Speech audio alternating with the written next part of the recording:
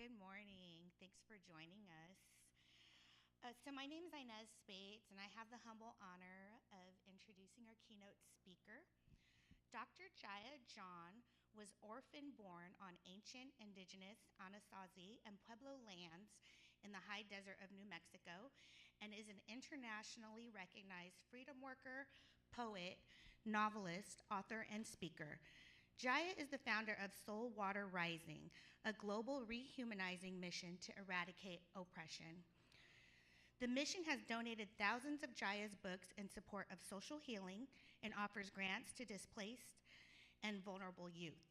He is the author of numerous books, including Daughter, Drink This Water, We Birth Freedom at Dawn, Fragrance After Rain, and Freedom, Medicine Words for Your Brave Revolution. Jaiya writes, narrates, and produces the podcast. I will read for you the voice and writings of Jaiya John, and is the founder of The Gathering, a global initiative and tour reviving traditional gathering and storytelling practices to fertilize social healing and liberation. He is a former professor of social psychology at Howard University and has spoken to over 1 million people worldwide and audiences as large as several thousand. Jaiya holds doctorates and master's degrees in social psychology from the University of California, Santa Cruz, with a focus on intergroup and race relations. As an undergraduate, he attended Lewis and Clark College in Portland, Oregon, lived in Kathmandu, Nepal, where he studied Tibetan holistic medicine through independent research with Tibetan doctors, and trekked to the base camp of Mount Everest. He is a Lewis and Clark Distinguished Alumni Award recipient. His indigenous soul dreams of fry bread, sweetgrass, bamboo in the breeze, and turtle lakes whose poetry is peace. So I just want to add, just pause for a moment before I bring him up and let you know that at the end, he has books here, and he is more than happy to take pictures and do aftercare with each of you, and he'll be here until about 12:10 here, and then he also has a table set up at the back of the chapel, and he would love to spend some time with you guys there as well. Okay, so you can hear his heart and feel his spirit in his words and in his presence. We are in for a treat because he has come to Oxnard, California to bring medicine and healing to the hearts of the people. Please give a warm welcome to our keynote speaker, Dr. Jaiya John.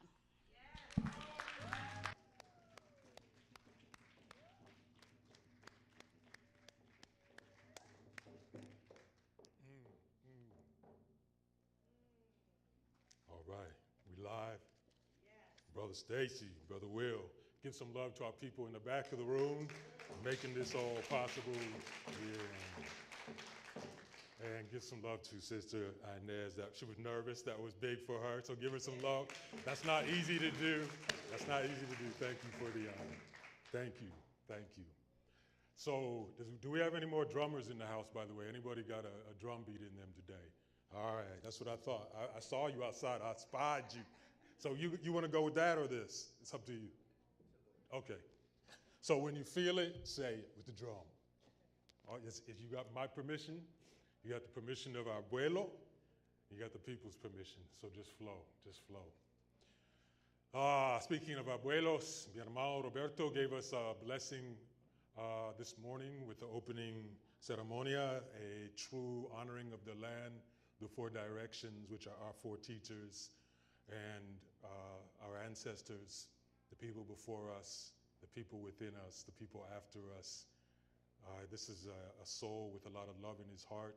He's been serving us for many decades, and he is a true elder and oracle and wisdom holder in our community. So let's please give love to Roberto, mi hermano aquí.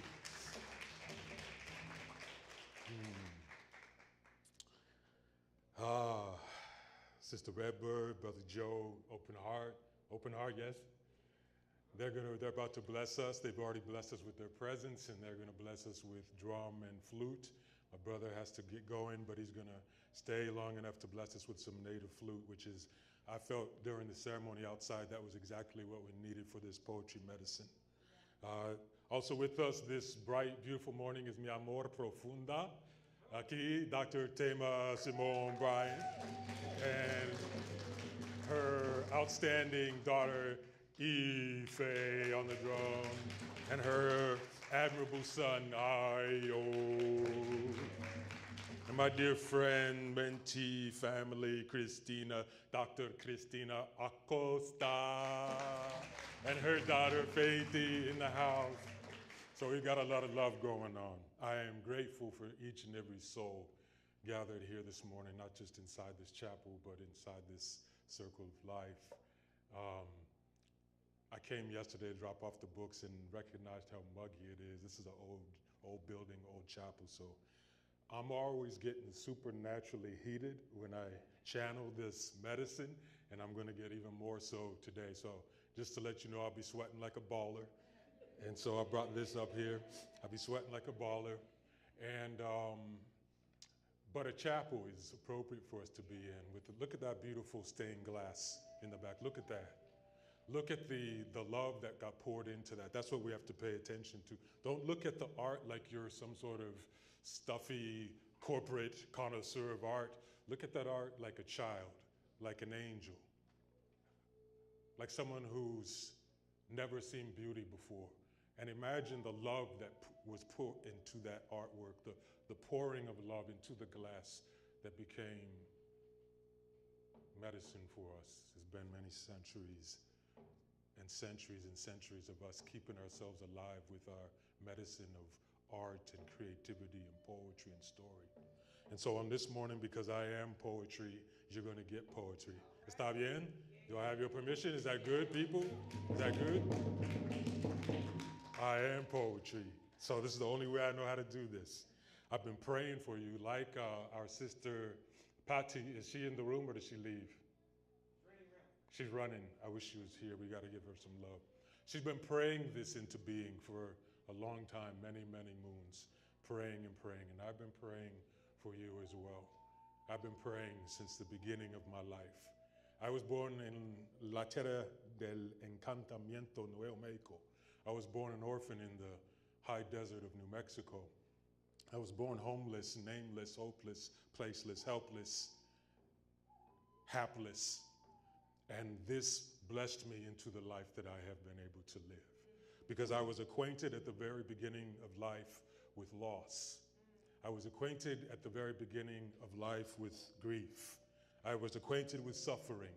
I was broken down into the dirt of the desert, which allowed me to be humble enough to look up and behold the glory of this life and treat as precious every drop and ounce of love that we hold in our hearts and share for each other. And so my journey has been a long one to arrive here on this morning beneath the sun with you, and I've been praying for you. And I've been giving birth to these words, and these words come from your stories and your journeys, each of you. I believe that we have the capacity to know each other in spirit, as our brother indicated this morning. We have the capacity to know each other in spirit long before we know each other in the flesh. ¿Sabes qué? You understand? ¿Me entiendes? We know each other, and that's why we've arrived here together today. It's not coincidence. It's not random. We have been knowing each other, and along the way, we've made choices and decisions and discernments that have brought us here. And we say, you know what? We need each other today. We need us, our particular souls. And so, brother, bless you for the flute, because you were meant to bless us with the flute. Thank you for being that channel and vessel. And sister, thank you for the drum. Bless you for the drum. And Ife, bless you for the drum. And each of you, bless you for your heartbeat. And let's begin, because we're starting late, and the time will pass, this moment will pass like mist through the mountains, and we will move on to the next moment. I am here because I love you, and I have been praying for you.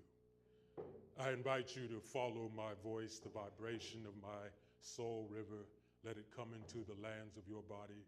Let yourself feel it. Let it disassemble you, dissolve all the tension in you. My people, My beautiful, beautiful people, sisters and brothers, daughters and sons, do we have a drum beat in us today?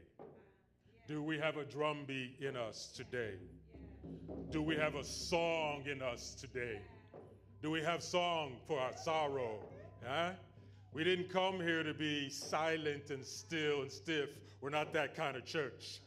We're brown people, we're black people, we are activated, we are melanated, we are alive, so express yourself today. Do we have praise and worship in us today? We are in a chapel, huh? Do we have energy? Do we have espiritu? Are we flowing? Are we river-like? Are we oceanic? Are we here yet today? Huh? This is my brother Junior. Give him some love. Do we have song? Do we have story in us today? Are we alive enough to pick the fruit from the orchard of this moment and feast today?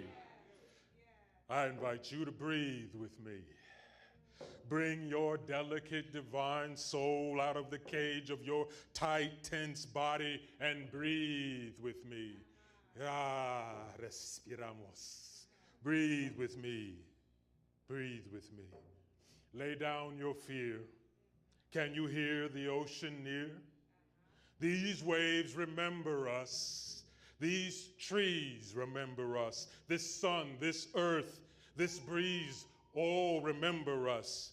And when they who are sickened with the poison of prejudice and forgetting do not see us, you and me as human, as alive and beautiful, my people, all that is alive and beautiful remembers us. Remember this. When they do not see you as beautiful, all that is alive and beautiful sees you as beautiful. We are here today to remember the gift that life is and the gift that we are. Did we not wake today? Was our heart not beating this morning? Was our breath not flowing? Was our body not able to get us out of bed and into clothes and out the door and over yonder? Huh? We must be grateful for the gift of life and the gift that we are. We are not here to surrender to oppression, to violence, to supremacy. We're not here to surrender. We are here today for victory. We are here, and we are not here to stop feeling. We are here to feel everything. Todo, so we may heal from what we feel. Feel me? We are not here as two people, those who need healing and those who do the healing. We are here as one people, one pueblo, all in need of each other's medicine, which is our ancestors, our families, our elders and children, our stories and songs, our art and our imagination, our memory and our majesty. We are here by this great Pacific Ocean, which speaks in the song of tides and sings to us that we are as deep as the ocean. Our families deep as the ocean. We are endless as the ocean, as beautiful as the ocean, and we shall remain long after the harm has come and gone. Long after we shall remain. We are beneath this great sky, which speaks to us in the song of breeze and sings to us that what troubles us are only clouds moving through the sky. We are. We must remember that we are the sky, larger than our pain, greater than our fears, outlasting our storms. In the end, we are a blue sky that feeds all living things. We are here aside these great Ventura crops that feed nations, crops that speak to us in the song of fruitfulness and sing to us that we will always have what we need. Fear not, worry not, be not anxious. We will always have what we need, be what we need together. That we are a people of plenty, not poverty, of feast days and glory days and abundance and brilliance, beauty, goodness, persistence, and love. We got bloom in our nature. We got bloom nature in our bones, and auras shaped like majesty and thrones. We be a decadent tea, a rich black coffee, an incredible cacao, a powwow of ceremony, a field of greens, hip-hopping, low-riding down for the cause. Sweet-souled, hot sauce craving, deep-seasoned, spiced-up, passionate people. We are here with our harvest. We are here. We are here on these great lands. We are here on these great lands that speak to us in the song of fertility, like corn rising in the night, and sing to us in the language and lyrics of sovereignty, singing that borders are the imagination of an insecure and greed-polluted colonizing spirit. Borders are an illusion, and all living things are free. We are here with our beloved ancestors who sing to us a love letter whose alphabet holds us in its homecoming arms, cradling us against our loneliness, our aloneness, our feelings of being small and powerless and hopeless. We live on Hope Road. Our ancestors sing us back to Hope Road, sing us to the altitude of angels, where we see clearly that we are never alone, for we have inherited a truly holy throne. We are the people whose brown skin is long scorned, and yet we continue to love ourselves and celebrate ourselves and speak in our own languages and live in our own cultures and move in our own ways and pray and dream and dance and create and heal and become miracles, milagros in the sight of our ancestors who prayed us into being and dreamed us into this delirious dance and endured horrors that we cannot imagine so that we could come through the doorway of their ancestral days into this astounding world of grieving and grace. Our ancestors are here with us in this place. Besos. We are here with our children who believe in us and have faith in us, faith in us, faith in us, and look to us to show them the way. Our children who speak to us in songs and notes of admiration and awe and wonder and suspicion too.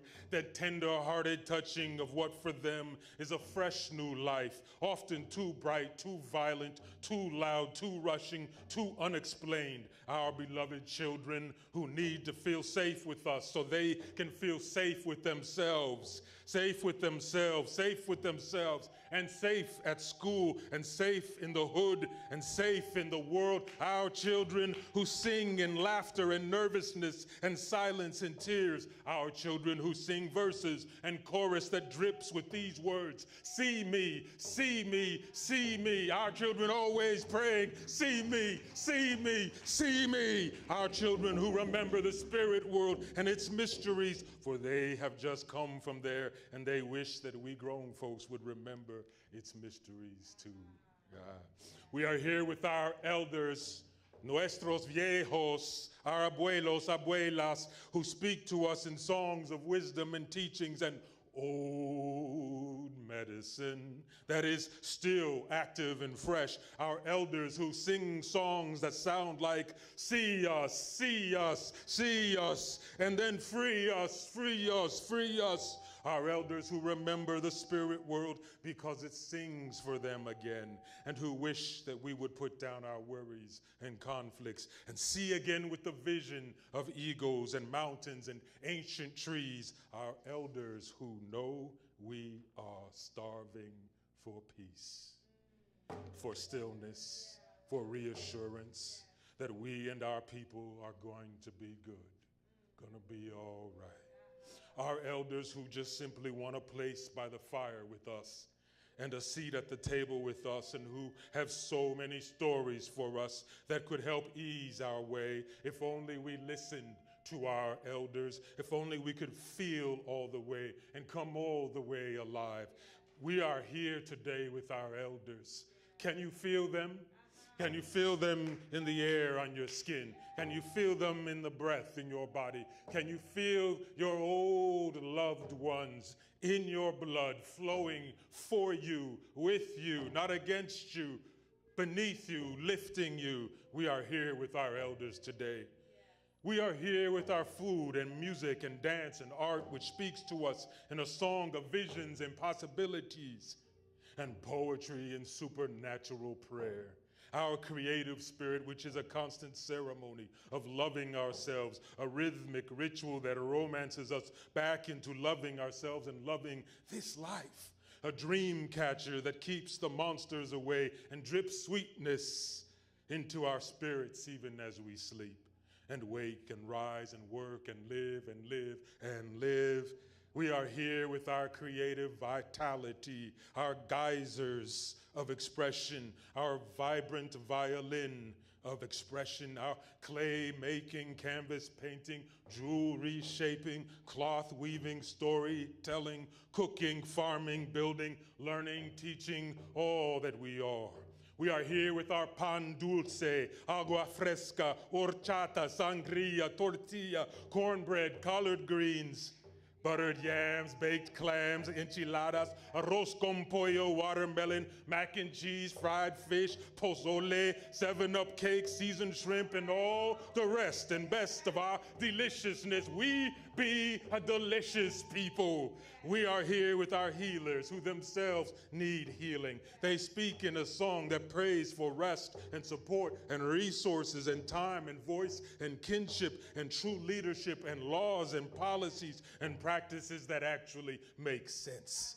And our healers, they also pray for a simple serving of appreciation for all that they give and all this medicine work takes from them. We are here, all of us, with each other, and we each need healing. There is not a soul in this room who has not been touched by doom or gloom, who is not pockmarked with the meteorites and the comets of trauma and pain and betrayal and abandonment. We each need healing. And we also speak today in a song that cries out joy for our blessings and grief, for our pain and losses. We need some kind of space to just be. To just be. Now, those who seek to oppress us, they ain't like us. We pour libations for our ancestors and hold a place for them at the feast. We let them, our ancestors, talk story to us in the black of night, and we listen.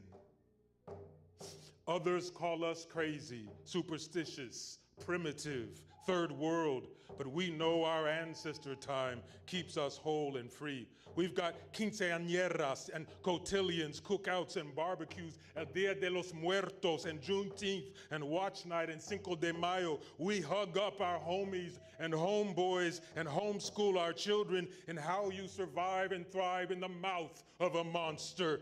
They try to separate us from the water and the land and our spirituality because they know when we are hooked up to those power sources, we are indomitable, unconquerable, indecipherable, inevitable. Today we are taking our water back, our land back, our spirituality back. We will not hide our spirituality in the closet, under our clothes and professionalism. Today we go wild, feral. We go back to our kinship with all living things. Check this out. We are not a past tense people. We are here. We remain. We are not a past tense people. They keep trying to extinct us, but we're still here. We're still here. Centuries, 400, 500, 2,000 years. We are not a past tense people. We are the present. We are the future. We remain. They put us in the back of the bus. We move to the front. Then we buy the bus, create a fresh road, divine a higher destination. They put us in the fields. We turn the fields into a fertile paradise that the whole world eats from. We feed the world. They say we can't learn, are too stupid to be educated, even as they make it illegal for us to read and write, especially our own books and stories. We do with that this. We bless up their whole alphabet with our soul language. We elevate the script. We go multilingual, multi-sensual, multi-intellectual, multi-dimensional. And we code switch like water changing from ice to fluid to steam to mist and back again. Whatever it takes to make our way out the cage. We time jump, ride that Sankofa bird, that thunderbird, that blackbird back to when the bison herd covered the land like a brown blanket. We bring that old plant medicine back. They call us barriers to progress and civilization, but we are portals to the future. We see new nation. We see in visions what comes true. Then in our tunes, we drop new lines, new beats, new harmonies, new frequencies. And then in our art and then in our ways, we make new days. We earn all of their degrees, become their teachers. Then we renovate the whole idea of education. Take it back to old school, under the tree, out in the back, by the bush, drawing genius designs in the dirt. We engineer fantasy worlds that turn into reality worlds, always, always centered in the people, in the collective, in our shared breath and beat. We've been problem solving since Jump Street. We built those pyramids. We built those pyramids on Turtle Island. We built those pyramids in Canek. We built those pyramids. We got Inca, Maya, Azteca, Dine, Mende, Yoruba, Igbo, Taino, Hausa, Fulani, Wolof, brilliance in our bones. My people, here is what we are going to do. Here it is. We are going to rest. Yeah. We're going to rest. We have inherited generations of stories that tell us to stay busy until death do us part from life. We grew up watching our parents and aunties and uncles and grandparents work themselves empty and broken, trying to make a way for us, trying to survive this colonizing game that does not want us to make it, much less thrive. We watched our families reject rest out in the fields, on the fields and the farms and the plantations and in the homes and the schoolhouses and the businesses. For centuries, we've been watching our people not rest. We have been learning the language of profound exhaustion. We have been trained and colonized and conditioned to kill ourselves for other people's benefit. Wherever we were, under the whip, under the lash, or the firing, or the eviction, or the death, we were not allowed to rest. Not when our health fell apart, not when our loved ones died, passed away, changed to light, not when we were in soul pain or heartbreak, not when our friends or family were in crisis and needed us, not when we were in crisis and needed us. We still would not rest, not after giving birth or before the toddler years or over the long, plain journey of parenthood. We still did not rest. We learned to treat joy and pause like a poison or a tonic that the master forbade us to drink. We learned to kill our dreams for peace and quiet and stillness and space for a single breath, to kill those dreams on the crucifix of guilt and shame and an unnatural identity that says we are only worth what money we make, what labor we can provide, what silent obedience we offer, what health and life we can sacrifice to grow other people's bank accounts, other people's societies, other people's insanities. We learn to be hard, rusting steel pieces of a machinery that makes money for the few and controls the people with a cruel hand of oppression. We learned that false power sucks the life from true power, who are the people. We learned that false power sucks the life from the people. We learned to feel guilty for resting, to feel that we would be a bad child, a bad student, a bad worker, a bad wife or husband or mother or father if we rested. Even as our bodies cried out, broke down for rest, we have the hardest time silencing the inner voice that says the only way is to keep going, keep pushing, keep dying, keep dying, keep dying. My people, mi pueblo, hoy we Today we resume the revolution. Today we continue birthing a new devotion. Today, oh God, take us to church here in this chapel. Let us worship this holy life by praising and tithing these bodies you have given us, these heartbeats and breaths, these nervous systems terrified by the trauma of never stopping, never pausing, never letting ourselves truly feel life's miracle circulating through our lungs and limbs. Today, we stop telling negative, stigmatizing stories about our mental health and our need for mental health support and all the beautiful, natural, indigenous ways we can nurture our mental health, which of course is not a segregated thing separate from our overall health. In fact, there is no true mental health by itself. Today, we go tell the story that our mental health is our physical health, is our emotional health, is our spiritual health, is our relational health, and that we are and always have been a whole entire people. And our health is a whole entire flower, a holistic harmony of being alive. Today, we tell a new story that sings out proclaiming our personal and collective memory.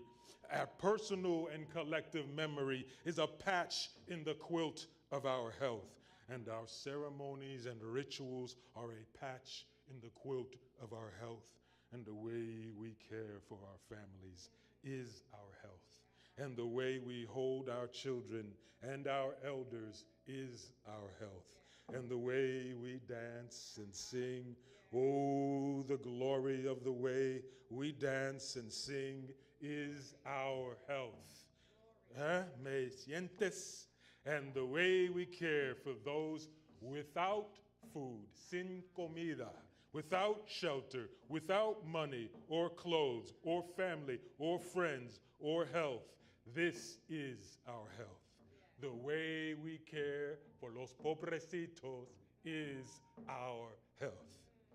You see, we are an indigenous people of Turtle Island and Mother Africa, and we do not exist as individuals alone without our people. We exist as our people, all the people of our people, forever feeding the candlelight that we are as individuals. Today we reject the story that says we must go and be alone in our pain. Do we? Yes. Are you with me? Yes.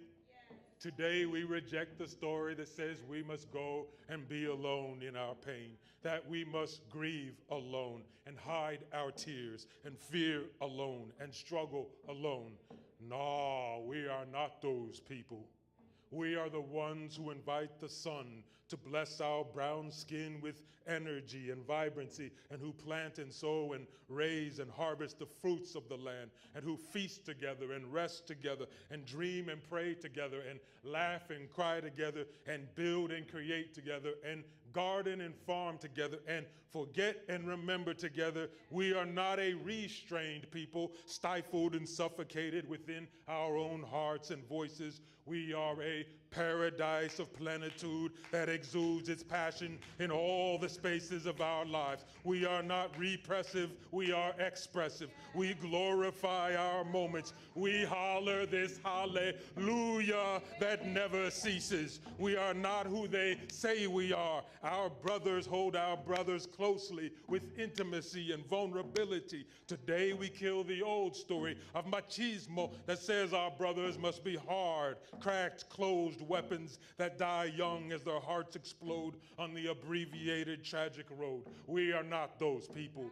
We are a people whose sisters hold their sisters closely, not competitively, but with love's intimacy. Today we destroy the lie that says our sisters must be hostile to their sisters. No, our sisters are sanctuary for their sisters, a safe space for their sisters. Our sisters are oasis. Our sisters are the place to go. Our sisters are the medicine. Our sisters show and show and show that they can be healing in the heart of this humanity. My people, today we resurrect our trust in each other, our trust in us. If the heavens ever speak to us, and always, brother, they speak to us, they say through words of wind and fire and rain and soil that you and I, we were meant for each other. We were meant to live on this planet Earth at the same time, in the same era, under the same circumstances, the same hailstorms, the same paradox, the same tragedy and jeopardy and triumph and beauty and brilliance. We were meant for each other. And all the stories of pain that we bury deep in our suffering bodies, all those stories do not belong buried in our bodies. They belong brought out into the light of our loved ones, our families and friends, our community, which is not an empty word, but a sacred vessel of holy union. See, we are a people who, when we say community, we mean unity. Not unity as in we agree with all things or on all things. No, we're not that superficial people. See, we mean unity as in a people who have been taught for thousands of years that we die without each other and live only with and through each other. We are an artwork that exists like an arc through the biblical flood, only through each brushstroke, each pigment of paint, each curvature of sculpture, each photographic glance of light on shadow. Oh, my precious people. We are burning so many false stories today. We have been buried in lies and malicious myths for centuries. But today is our great unburial.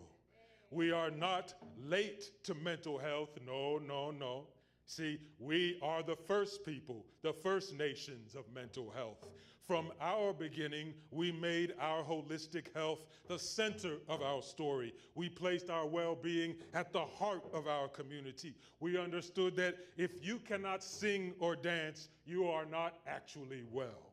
We understood this. We understood that if you feel disconnected from creation, from the trees and the waters and the winds and birds, then you are not actually well. If you feel alone and unseen and uncared for, you are not well. If you cannot feel the loving arms of your ancestors, distilled sweet essence holding you, cannot hear their wisdom and laughter stories in your spirit, you are not well. From our beginning, we understood that money does not mean you are well. And having power over people does not mean you are well. Being a supervisor doesn't mean you are well. Being a manager doesn't mean you are well. Being a president doesn't mean you are well. Being a CEO doesn't mean you are well. Your titles and degrees burn up in the epiphany of truth. And in the aloneness of your existence, you reckon with the reality that you are not well. Your violence does not mean that you are well. Your greed, your ability to drop a bomb, to persecute, to starve, to marginalize, to cage, to imprison, to strip, to shoot, to kill, to burn, to bury, does not mean you are well. Your ability to go around the world and assassinate does not mean you are well. Your ability to change other people's governments does not mean you are well. Your ability to recast and miscast history according to your design does not mean you are well.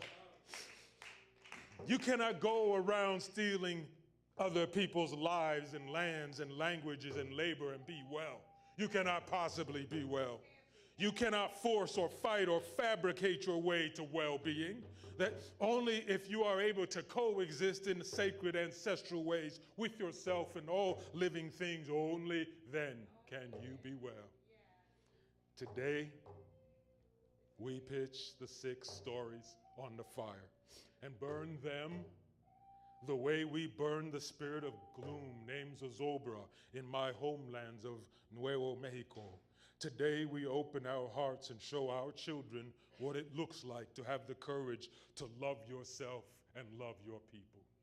Today, we invite each other to the loom to weave a sacred blanket of togetherness. Today, we eat and drink together. We dance and sing together. We behold us in all of our glory. We taste the delicacy that is our music and art. We feel our true funkified rhythms surging through our bodies. We let ourselves be free of fear and despair and doom long enough to breathe the fresh air of this day and feel the sun of this day on our skin, starved for sun. And we inhabit the glory of movement in our bodies. Movement in our memories, movement in this love story we are. We do not need to shame ourselves for working hard, but neither will we any longer make working hard our God. We will not make exhaustion and illness our God. Rushing and panicking and anxiety are not our God. Hoarding is not our God. Stress is not our God. Today we go and find our true medicine people who may have training in modern ways or initiation in ancient ways, or both. We find our medicine people in our own children who carry a wisdom worthy of being seen and listened to and honored. They brew strong medicine in their sensitive hearts and unstained souls. Today we find our medicine people in those who have been ridiculed, spit upon, cast out the circle, judged as flawed, failures worthy of scorn. They are tattooed with a depth of soul that could cure human spiritual diseases if only we were not blind and could see that God lives in them too.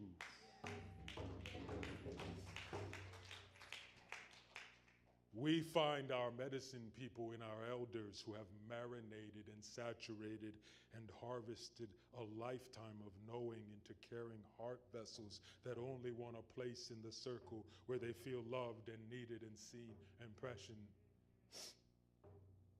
We find our medicine people in our children, in our elders, in our ridiculed, spited souls, and in us. Each of us has a human need to feel like precious flowers in the lives of our loved ones and community. And our cultural community, the humbling dynamic of surrendering to our oneness, whether we like it or not, the grace and mercy of dissolving ego and pride, in the great boiling pots of pozole and paella and jambalaya and gumbo that are our divine beauty. Dios mío, can we be so great as to cry today?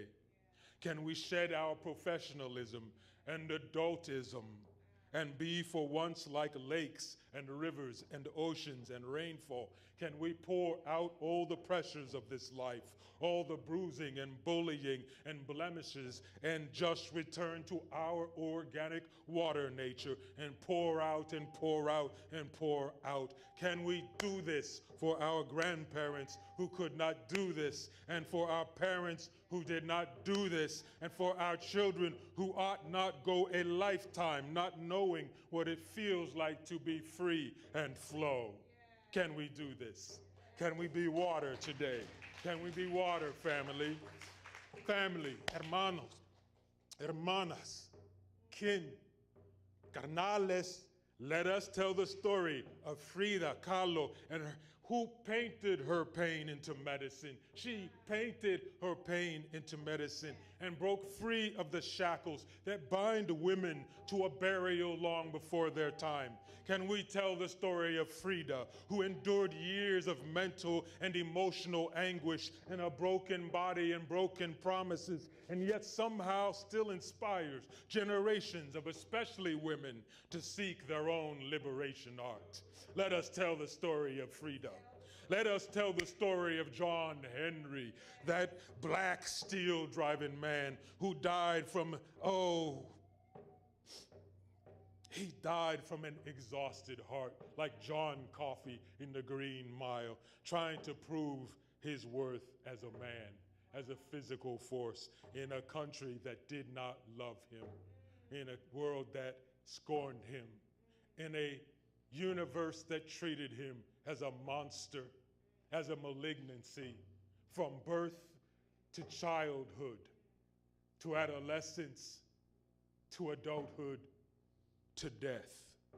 Yes, let us tell the story of John Henry, the steel-driving man who died from an exhausted heart, who went up against a machine to move a mountain and assert his human dignity. John Henry, testimony to men, to all of us who hunger to be valued and treasured as treasure beyond our bodies, beyond the blasphemy that says we are disposable. Let us tell the story of our young men in such a way that they do not feel that they have to every day prove themselves through the violence of their body, through the violence of physical force, through the violence of terrorizing their loved ones, their children, their lovers, their people, their pueblo.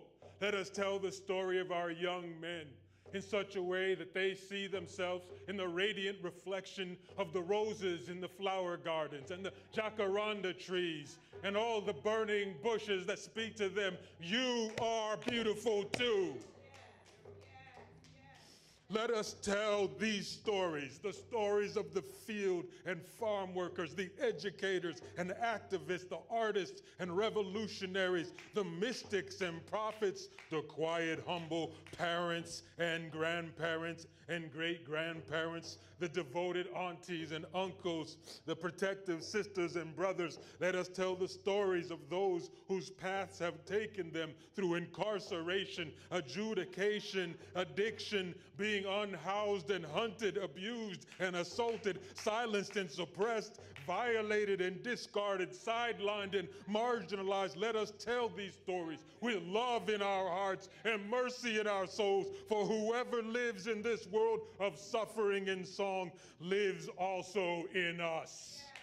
We are kin, and we must remember how to be still, to be present, and like silence listens to wind, to listen to each other again.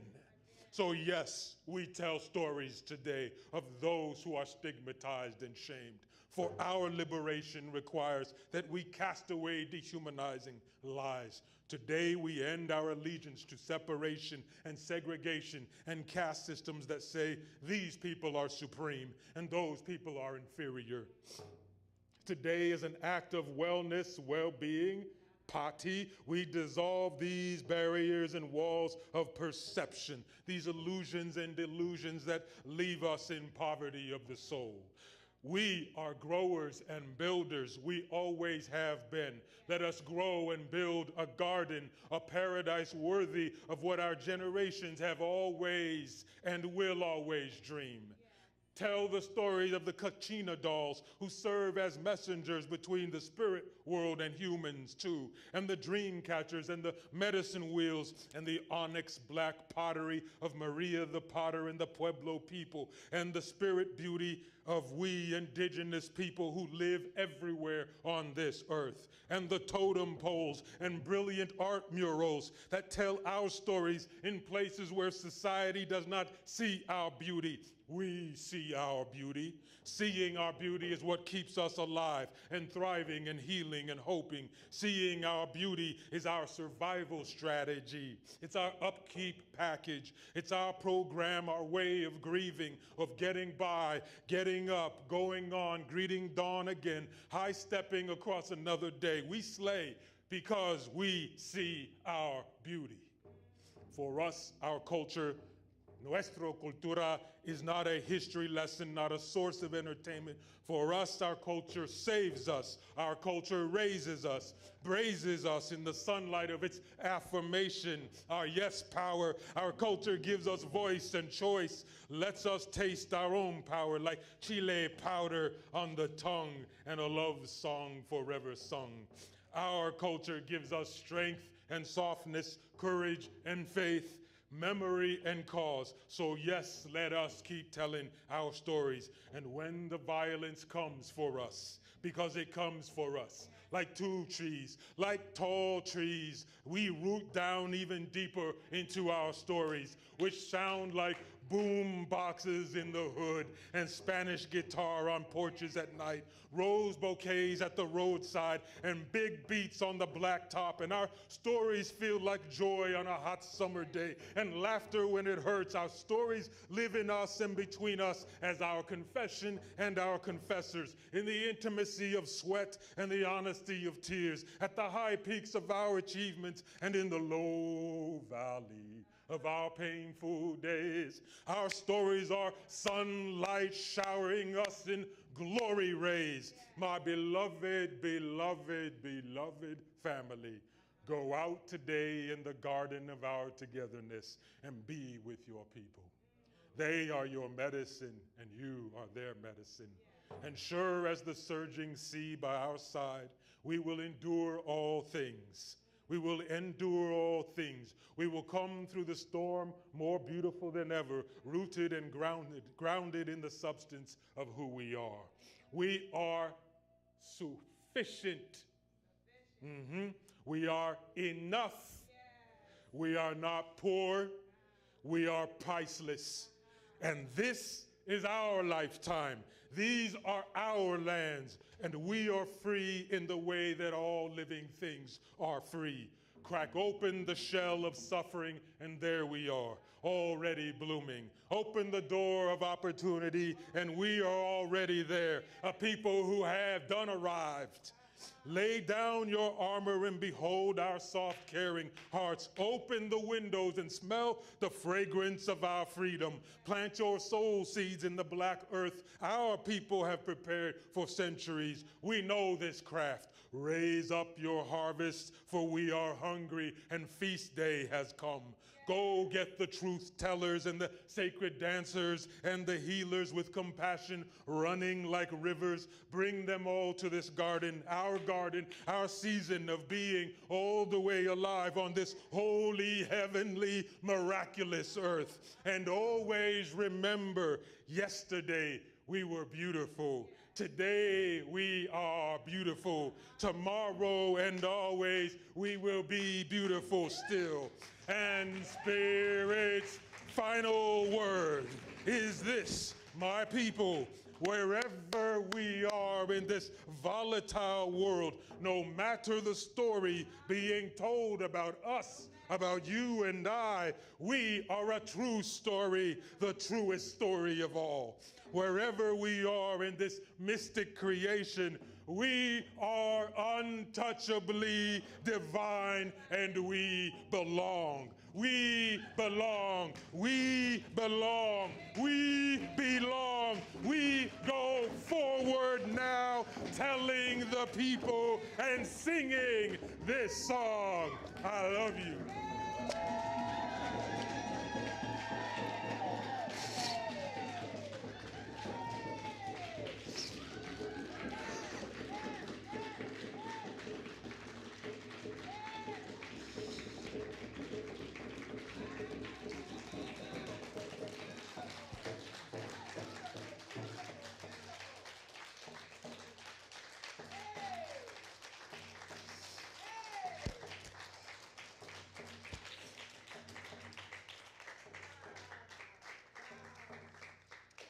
Spirit is done with me.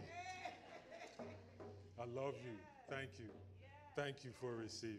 Thank you, mi hermano Roberto. You give me power, fuerte. Thank you. Thank you. Thank you, my brother.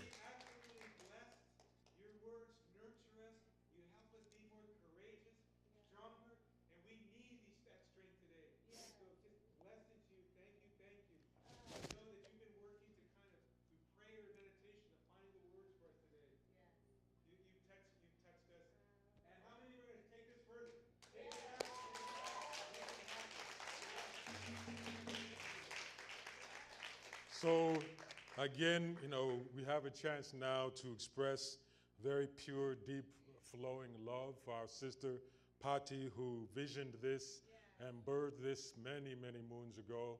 Patty, we love you. Thank you so much for everything you poured.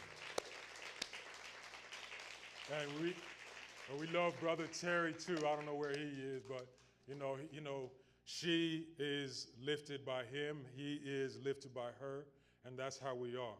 That's how we do this. So we love you for everything you've been pouring. Yo creo que I would like to say that the prayer never ends. It continues. So we go home and we continue praying this life that we want this world to be. We continue praying this beauty that we want our children to be.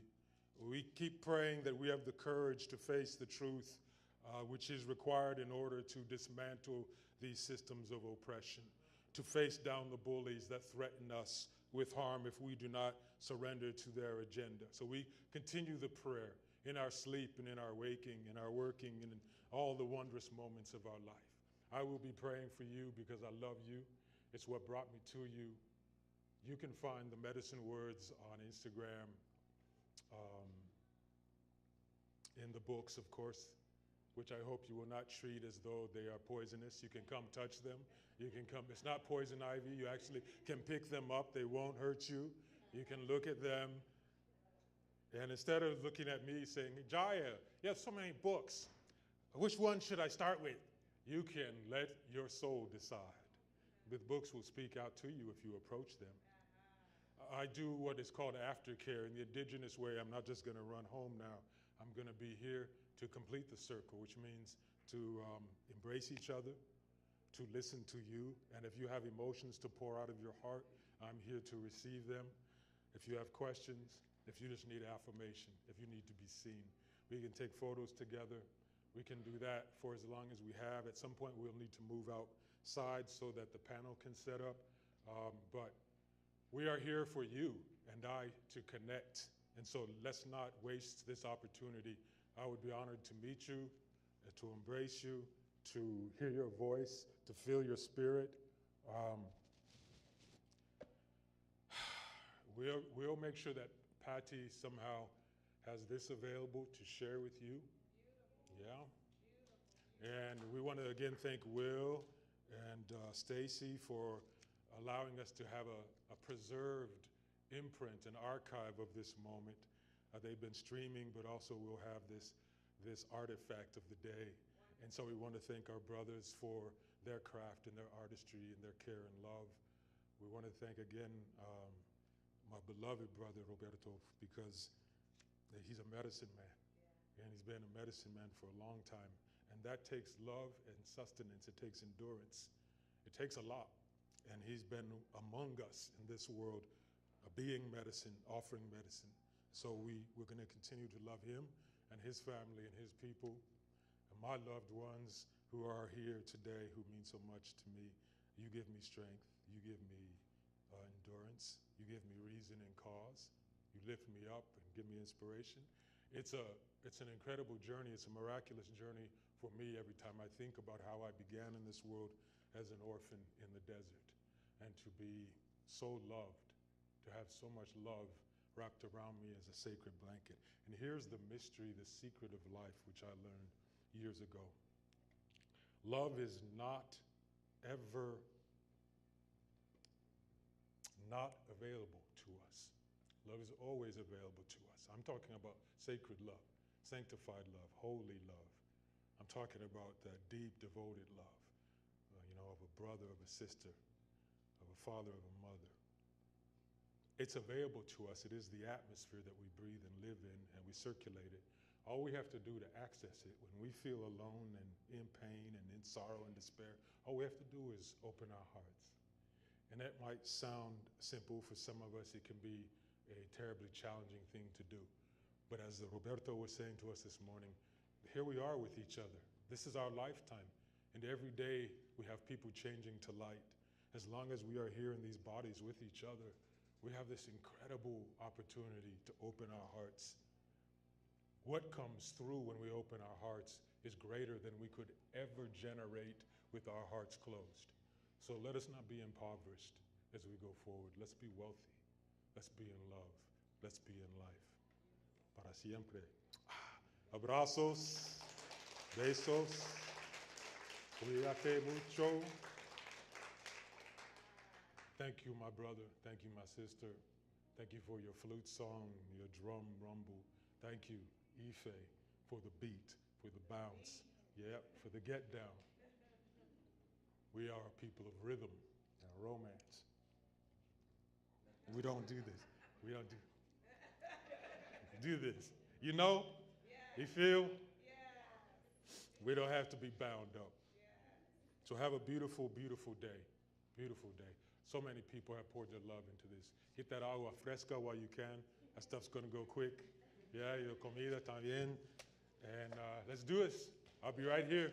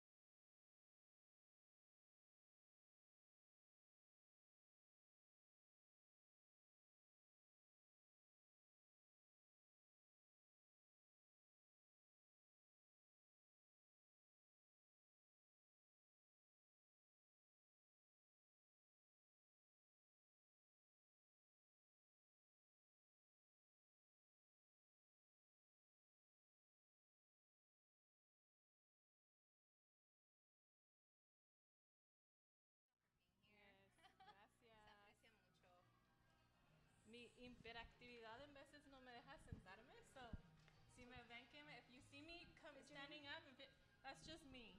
That's me. Porque I can't always be sitting down. Just keeping it real with y'all. Bailamos. Yes. Okay, gracias. Thank you. Well, thank you all for being here. We're thankful that we have two beautiful mujeres here with us today. But before we start, definitely giving thanks to Pati, who's I know out there, just connecting with everybody who made this for sure happen for all of us to be here. Even before we start, just want to recognize that we are in Chumash territory, unceded Chumash territory, and we want to give thanks to the people of these lands and the people of the lands where you all come from, recognizing the heritage that you guys all hold, and the knowledge that you all hold, and for us to also be aware of our privilege that we hold even within our own gente, having the awareness of being here, and that some of us are able to speak two languages. So that right there is wealth.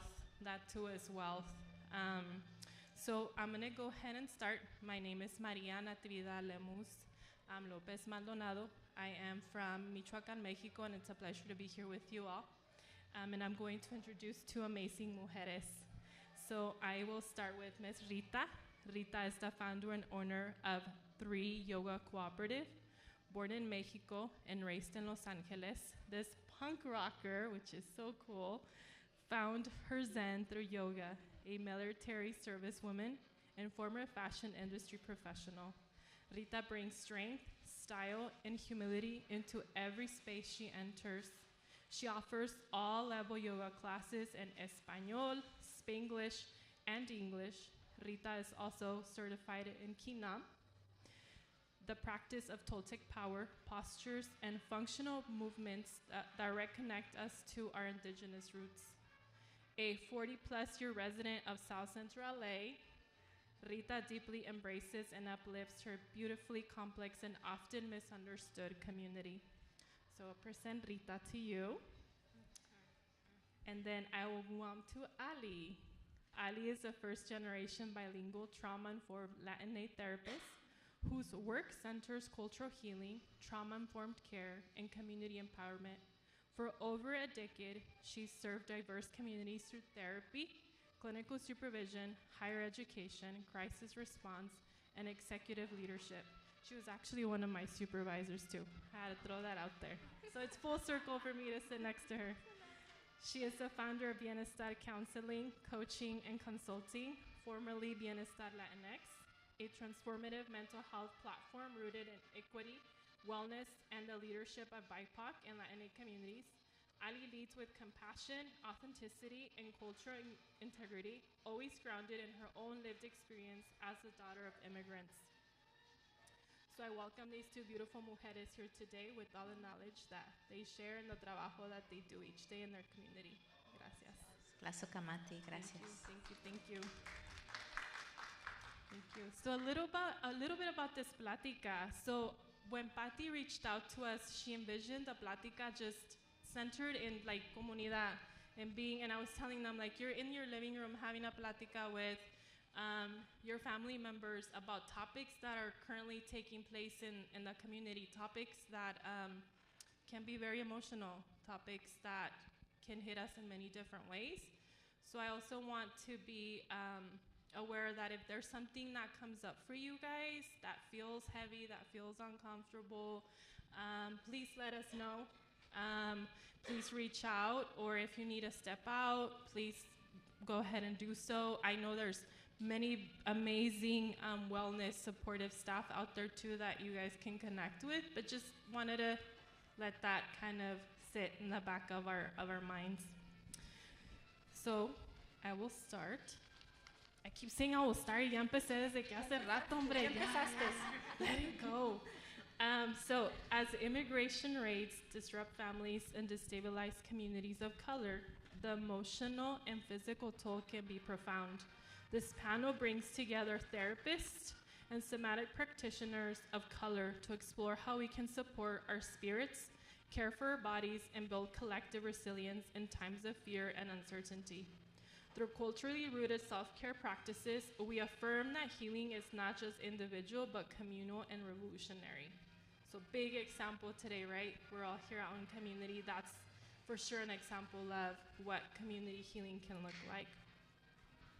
And so I'll start some questions. Feel free, whoever wants to start or bring or empezar. I do Spanglish too, just heads up.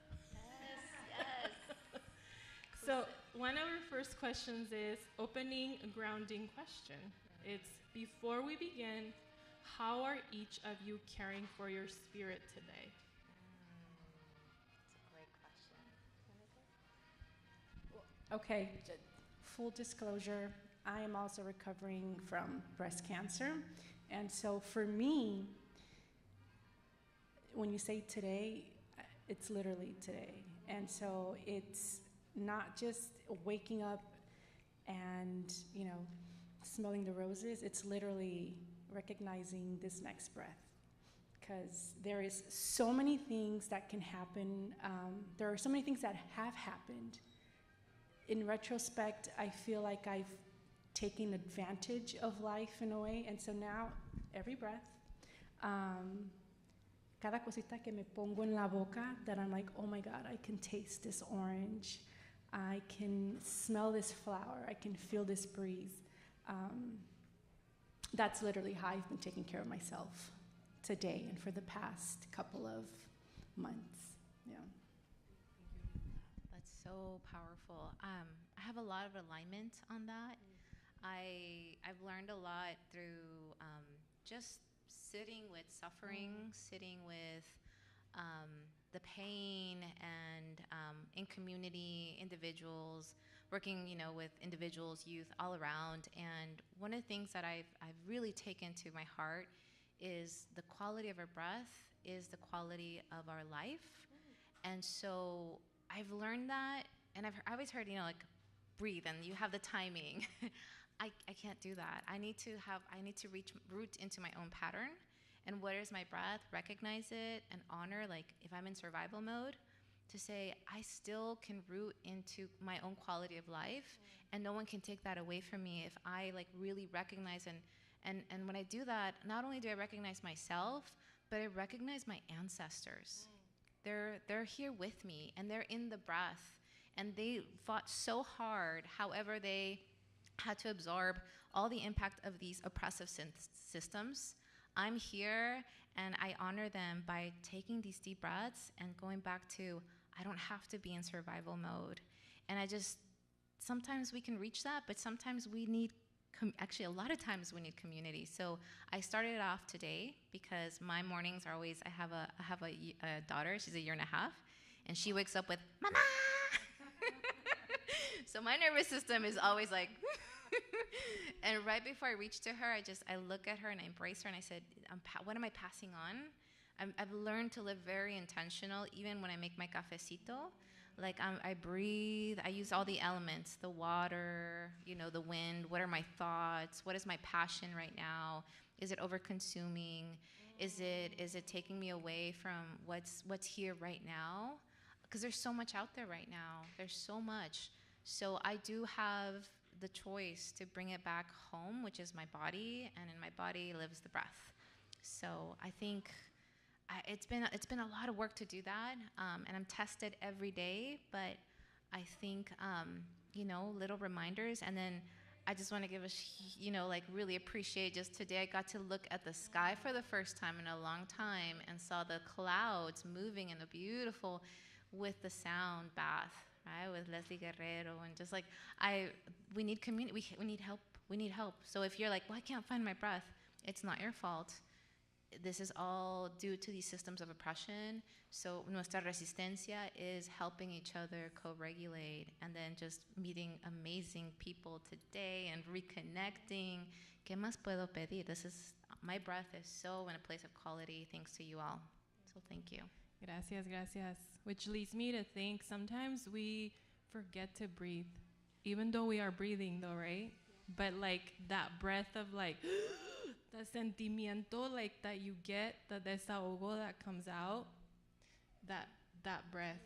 Porque en veces nos han dicho to hold your breath, to be quiet. So you hold it, and you learn to hold it, and you hold it hasta que you're like, that's the breath. So thank you for the reminder of the breath.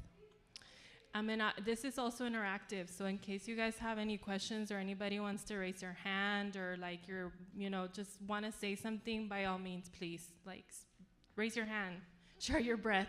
We want to hear it. Decía mi abuelo, pregúntame. Sí, pregunten, con confianza. Yes, please, by all means.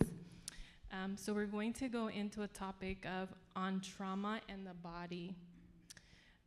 What are some common trauma responses you see in your work?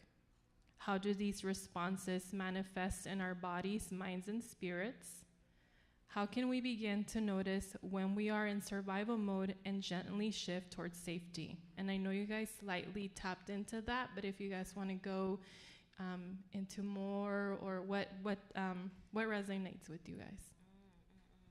And I can reread them too if you guys need to. No, I can share from my own personal experience, but also what I'm seeing. So I've been running emotional groups these last couple of weeks. We've been working with the Rapid Response Network too, and their providers, and just in community, friends, family.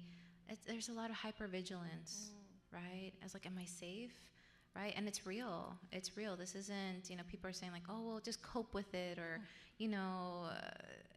you said something that was so important. There's so much silence around this, and it's painful and it's hurtful.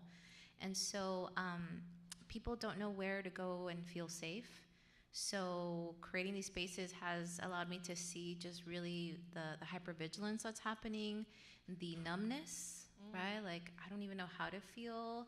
I know that I'm feeling, but I have to keep going. I have to keep going for my family. I have, those are things that I want to continue going, but then that leads to guilt and shame.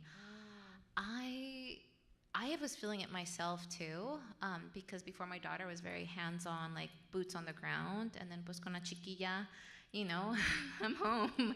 And I was like, how can I give back? So to hold these spaces and learn more about even how the volunteers, the people who have been getting the calls, working, with the families, that they're experiencing shame and guilt too. I was like, this really is collective trauma. And this is the impact of, again, the oppressive systems that have been in place for a long time. So we're having a collective remembering of what happened, to our ancestors. So it's heavy, right? We've been here before. So the numbness, the hypervigilance, the shame, the rage, right? And so just a fluctuation of all these emotions. And what I've noticed that it's manifesting in the body in different ways. Everybody has their own way of, how it's being experienced. So all these emotions are energy, right? Emotion, right? So it's coursing through our body, and it's causing a lot of the adrenaline, cortisol, the re-triggering, not just of this moment, our maybe our childhoods, like I grew up at a time where I still had to hide when I was little. And you know what? So did my great-grandma. When that revolution, she had to hide too. So this is very connected. So how do we get out of that? Is, again, going to how do I reclaim my peace? I've been really big about how are you doing your moment by moment? Yo cuando limpio la cocina, sometimes you think there's a tiger behind me, like I'm just like, me va a comer el tigre, right? And, my mom and my grandma, they taught me, like, pon tu música y ponte a limpiar. And I'm like, yeah, like, why? Why am I, like, in the state of survival when I'm at home? And that I'm transpiring that energy into the spirit of my home, too. And so it's coming from my body. So I think just noticing when I'm hypervigilant, I honor myself, and I tell it to everybody I've been working with, honor that hypervigilance. You're not wrong. There's nothing wrong. Don't be like, what's wrong with me? No, you're right to feel hypervigilant. It's what do we do, and when we find or we create more safe places, like where can you create that? And I've seen a lot of burnout, secondary trauma, because we're also hearing the stories, and we relate to them. There's no way to be like, oh, leave it at home. No, like this is my people, my reflection, right? So I've seen really this, like, when we come together, we also remember the healing. So as much as there is collective trauma, there is collective healing. There is generational healing. So it's important not to fall into the trap of the story that they're telling about us, and that we are really present in the moment and say, this is what's happening for me. This is what I'm doing with it, because this story is not fully written yet. This is going to be passed on to another one. We are future ancestors. So what's your story? Know it, feel your emotions, sit with your emotions, right? If it has to happen alone or in community, call somebody, but know what you're feeling, because that's what the system wants. So that you're so numb and so vacant that you can be influenced and not tell your own story someday. And the reason we're here, and the reason that we know about limpias, the reason we know about las conchas y el cafecito en el atole y el pozole, is because they were passed on to us. We know that, and so that is a gift. So what's your story right now? Own your story, own your grief, own your anger, right? Because your system is saying, I want to do something. And so right now we have a chance to alchemize, using all the elements, to go back into I am warrior and healer. They don't have to be separate. They separated that for us. Colonizers separated that for us, but it was always a combination and a blend. It was never supposed to be one or the other, right? And so I think it's important to go back into what heals us, get curious about what heals you, and if anything ignites you and you feel even just 1% relief, pay attention. But you have to be conscious for that. You have to just be grounded as much as possible. So these breathing exercises, I can only imagine what people feel when they get to be in a class with you. I want to be in a class with you, just to learn back like what roots us in our indigeneity, right? Our roots. So yeah, just a little bit of all that. Thank you, Ali. Yeah. Well, and thanks for saying that, because I think I see this trauma that's happening through this other lens, where people show up to class, and as a teacher you get to see so many students come through, and you kind of just hone in on those who are kind of looking away, fidgeting, are like at the back of the class, aren't like fully present. And so for me, it's helping them explore a lived physical experience, right? So when someone tells you to breathe, you're like, all right, I'm breathing. But my instructions are breathe in through your nose, bring it all the way down to the bottom of your belly, straighten out that spine, crown of the head. And so that lived experience of allowing your body to feel that breath is a lived experience that I can't tell anyone how to do or how to feel. You just have to do it. And personally, I have a brother-in-law who's a DACA recipient who is just like, he's not going out. He's at home. He's like, I don't want to like even go to the grocery store. I don't know what's going to happen. And so seeing that fear, his daughter, my niece, is like, Dad, it's okay. Like, and she can tell, Dad, are you a little anxious? Because they explore feelings all the time. And she's like, Lad, let's just sit down and take a breath and take a break. And so she's his yoga teacher. And then my dad, too. My dad just suffered a stroke. Mind you, he's not ambulant, so he's in a bed. And one of the first things that he started talking about, and I started seeing it one day where he was just really quiet, and he wasn't talking. I'm like, hey, Pop, like, what's going on? He's like, ¿Tú piensas que va a venir ICE a llevarme al centro de detención? And I'm like, oh my God, like, that you don't have to worry about that. So even that at home is like, this collective trauma that now we have to deal with within the family, right? And it doesn't feel difficult guiding people in these practices. What feels difficult is witnessing it.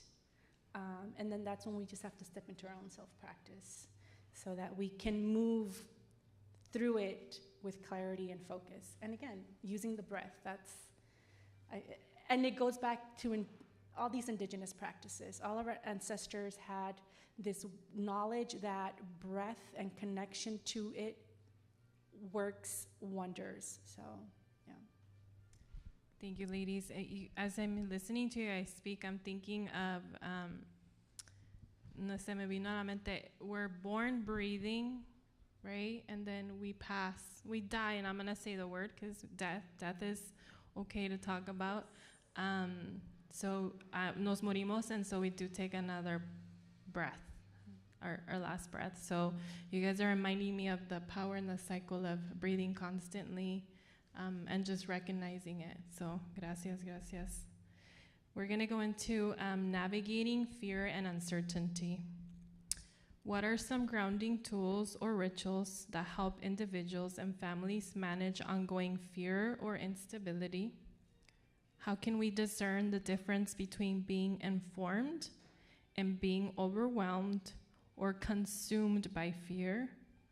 What wellness practices help us create healthy boundaries with media and external stressors? And I'm totally here for the last one because, like, I can be on that social media and I'm like, oh my God, I can get activated. Sometimes I have to call my friend who's out here in the audience and be like, can you help me deactivate? But I'm here to listen.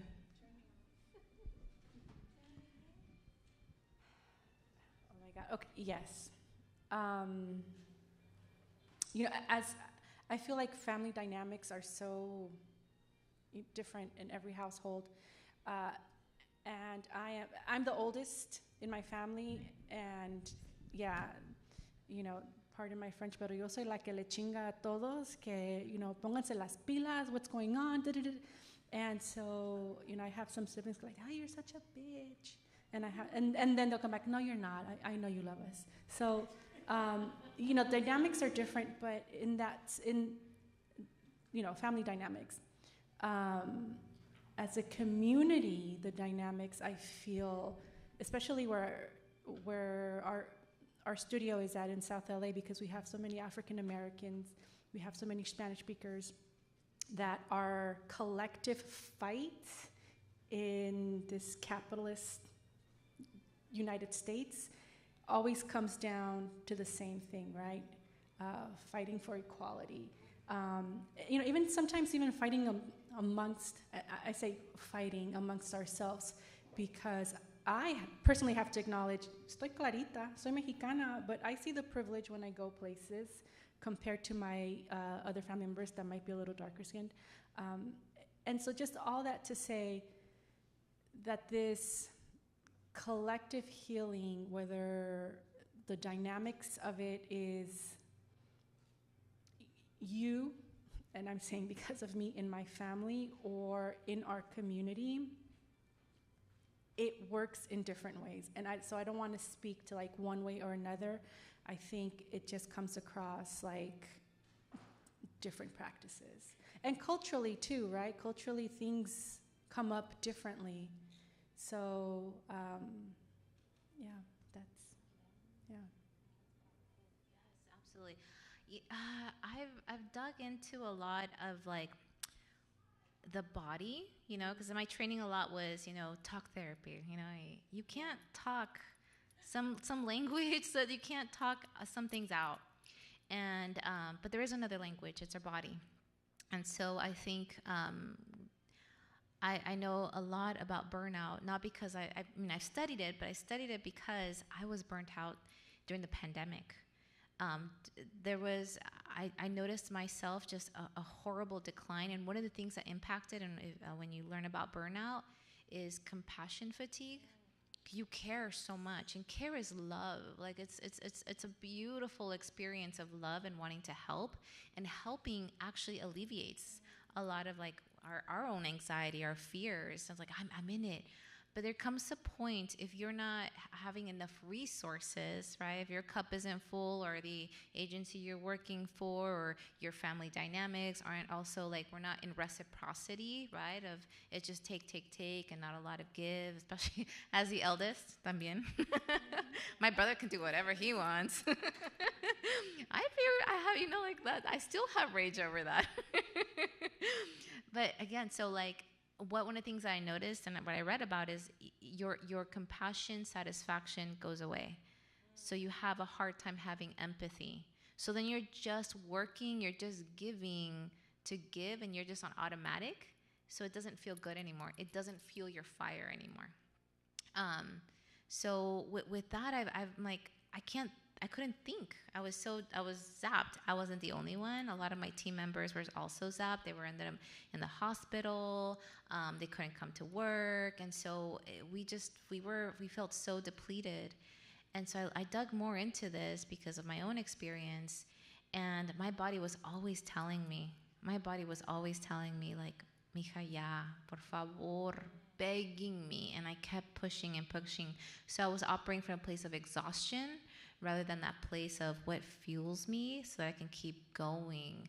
So to be loyal to our bodies means to listen. And if you're loyal to your bodies, you're loyal to the mission, because we need each other for a long time, right? And I've seen it myself. I ended up leaving what I was so passionate about. I used to work for the school district, and one of the reasons that I was like, I can't do it anymore, and the guilt and the shame that came with all of that, walking away was so hard. However, I needed to burn. I needed to go through the burnout so something else can rise up. All that soil, all that came down, the ashes, there were seeds planted there for my ancestors.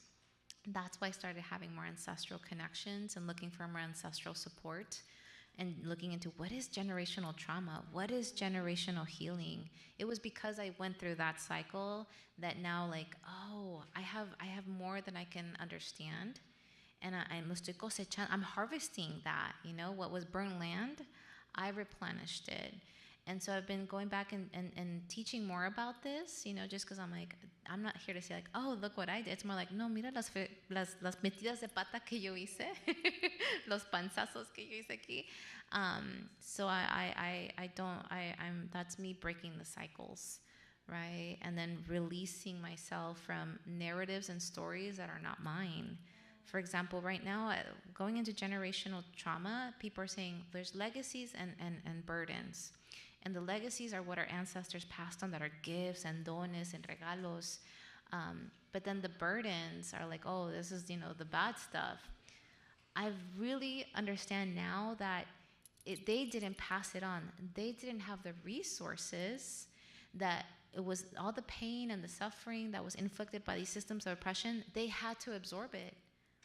And so here I am as this generational healer to release all of us and look into like, what is healing for us? What is healing for me?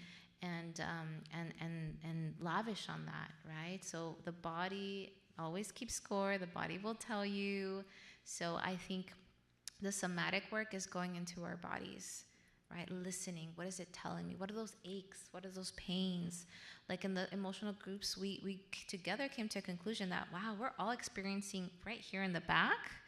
And someone said it so clear that like, that is a memory of the enslavement of my people, and it's activating.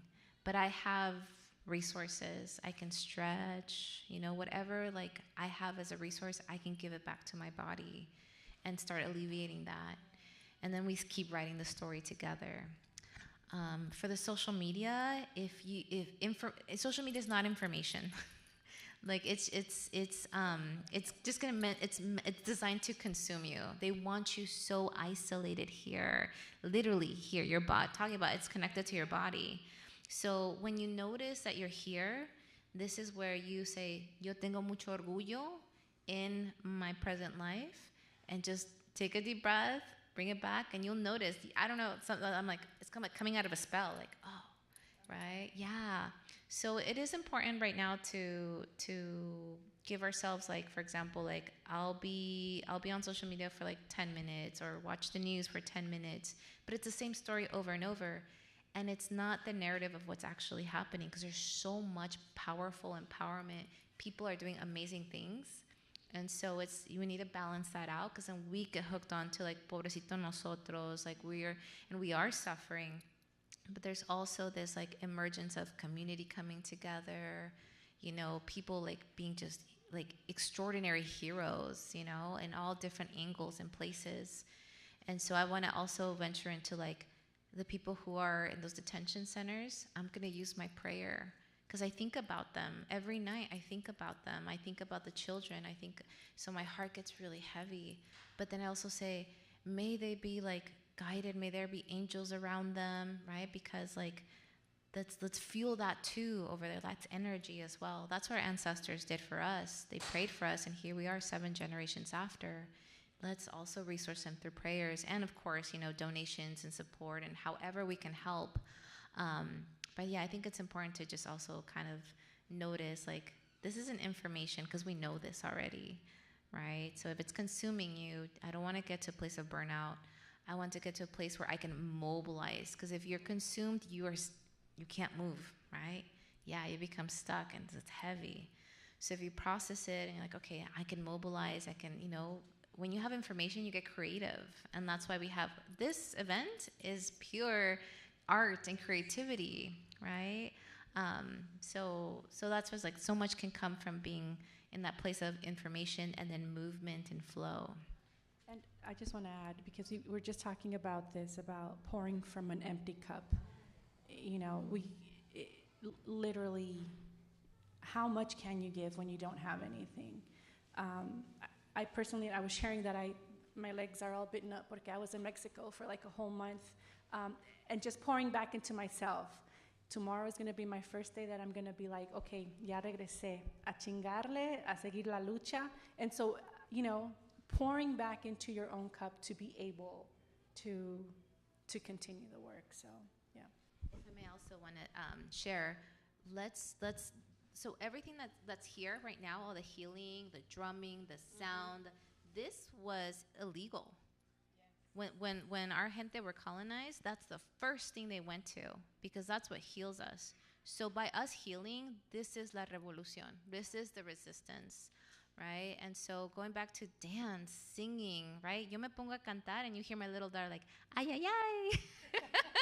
I'm passing that on, right? And she's a 1.5 years, and I'm like, mírala, señorita. It is prayer. So drums, sing, like, and when you do that, remember, like, we weren't allowed to do that. And so we are resourcing ourselves in so many ways by doing, ponte a bailar merengue, tu cumbia, tu banda, right? And if there's a Karen that's like, you're too loud, okay. I'm healing. Thank you, ladies. I want to open it up a little bit to anyone in here. If any of you want to share, like, how do you and your family members or your loved ones heal, or what does that mean for you? Or is there something that reminds you of, like, when you are together, whether it's just you're sitting at a table cleaning frijolitos, that's still a form of grounding. And I know some people might be like, novelas are not grounding. Well, they're not, but sometimes, unfortunately, those were the only times we can all sit together in family. So we're not judging that, but if anybody wants to share anything that's coming up for you guys. And if not, that's okay.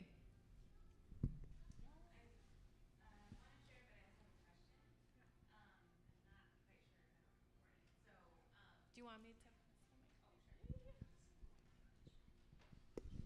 Can you hear me? Oh, it's loud. So I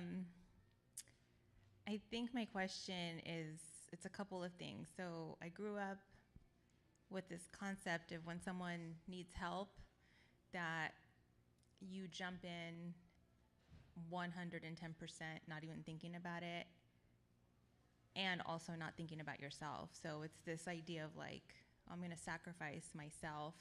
I'm going to take on your emotional burden. And because I'm trying to break that, it's a weird place to be in, because this all brings that up, like I should just jump in and not think of myself or self-care. And because it's a new skill, then I feel like I go to the extremes, right? Like, okay, I pull back, and it's like in my mind I understand it, but physically I have a hard time finding the balance, because I do feel the guilt when I pull back and say, okay, right now I don't have capacity. But then the urgency, and I think also social media and things like that, the urgency of like, I should be doing something.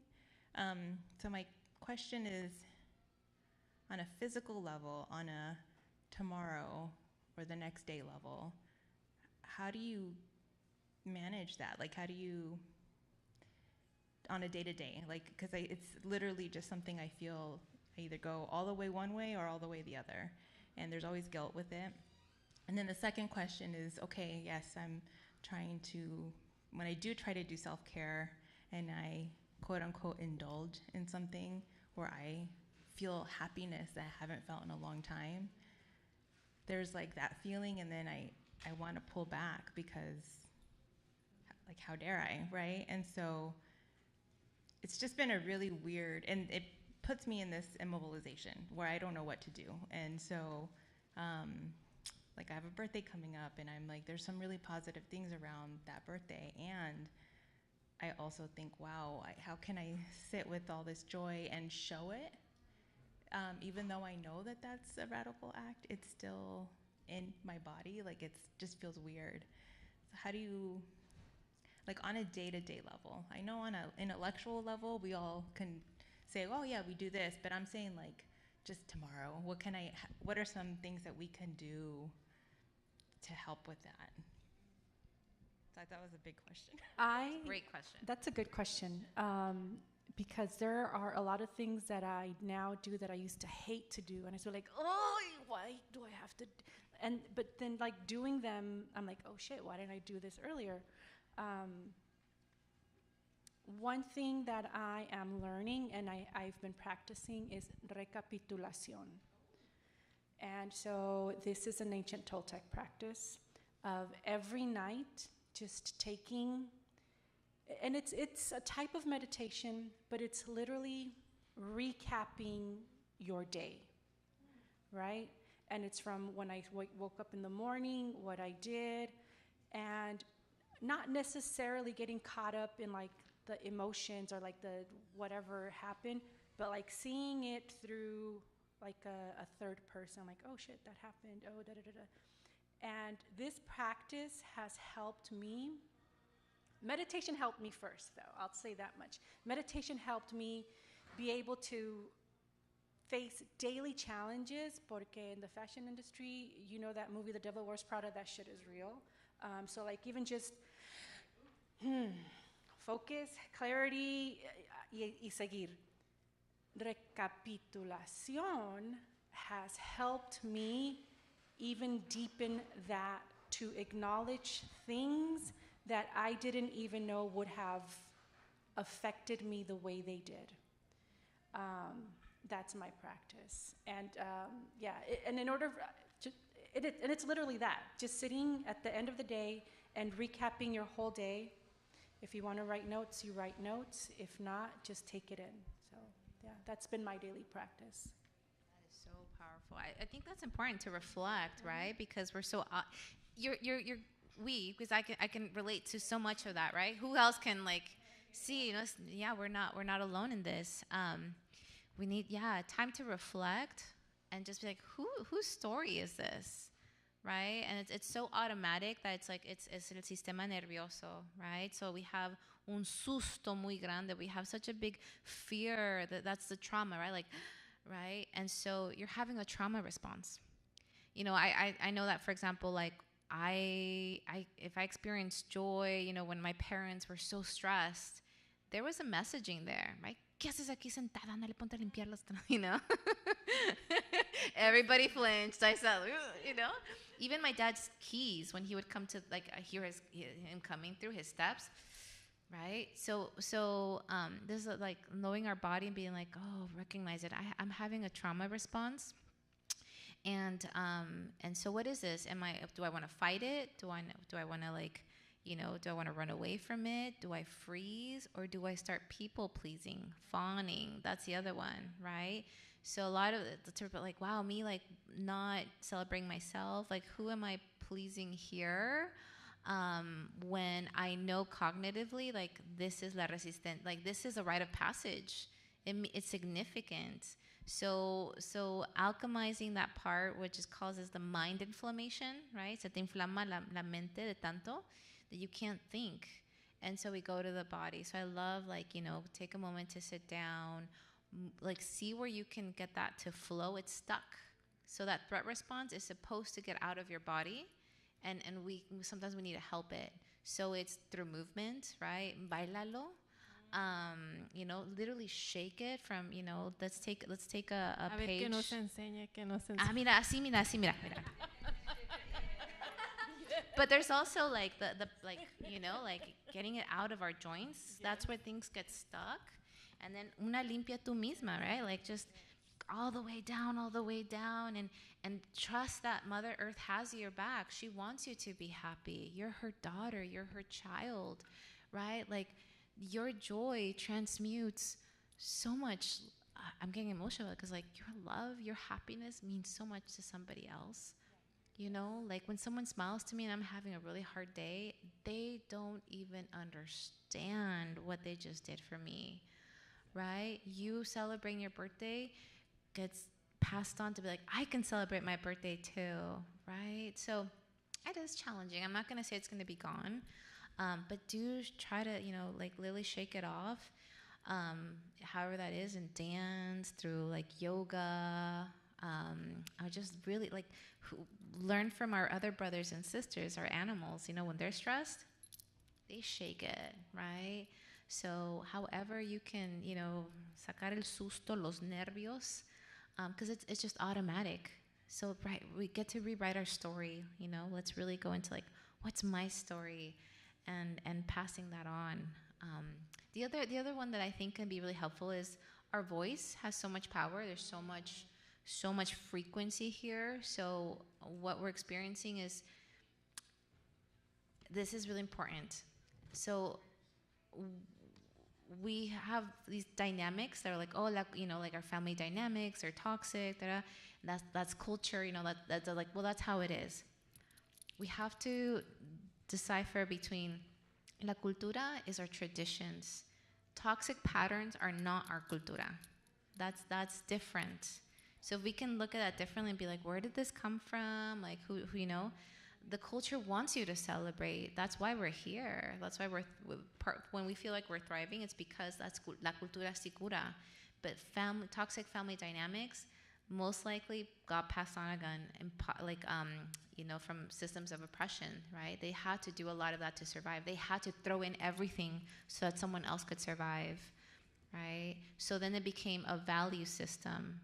Y eso no son los valores de la cultura. La cultura actually, if you go back, like was all about, and curanderismo is all, the foundation is about the balance of all the elements, right? So it was never supposed to be just fire or just water. So I know it's a long answer, but I'm just like, however you can like alchemize that for yourself, right? And talk about it. There is one, I don't believe in Western psychology, even though that was like a lot of my first foundation of it, but I've done a lot of, decolonizing of it. And an empty chair, talk about just, sácalo, right? Desahógate, right? Don't drown in your thoughts, desahógalo. And then the voice, right? A vu breath.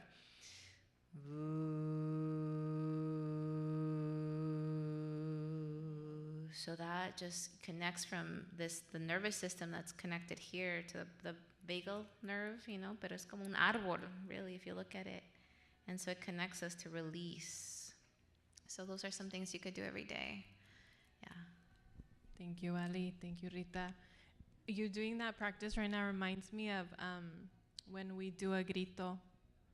Yeah, right? Like yo no sé hacerlos bien, but you know what I mean.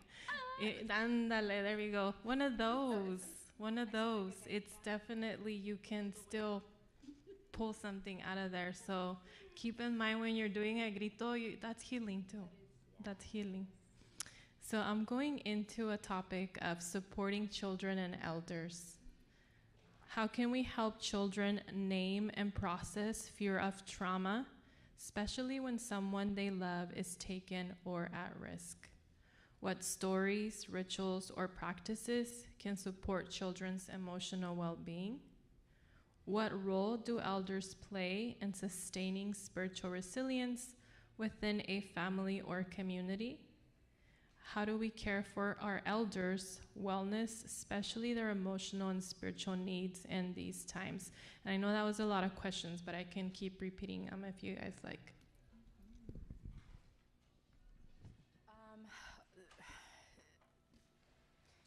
I'm not a psychologist. I didn't go to school. I don't know anything about how to clinically address a trauma. Again, my job as a facilitator is to have you have that lived experience. And so for little kids, I feel like right now I haven't been in the presence of someone who's a child living through this, except for my niece. And her practice, again, is just like, it's okay, Dad, we're gonna relax and we're gonna breathe and everything's gonna be okay. And I think it's because my sister and myself have instilled some wellness practices, the breathing techniques that, okay, don't get too altered. Once you start breathing really fast, it means something's wrong and you need to relax. And she even says that. She's like, Mom, I feel a little nervous. I think it's because of this. And then she starts to analyze things. My sister says she's a very, an emotionally well-established mentality that my niece has, because she always talks about her emotions. As far as elders, seeing it in my mom and my dad and their brothers and sisters, they hold and they hide these emotions where cuando ya no aguantan, they're like, and it's like, oh my God.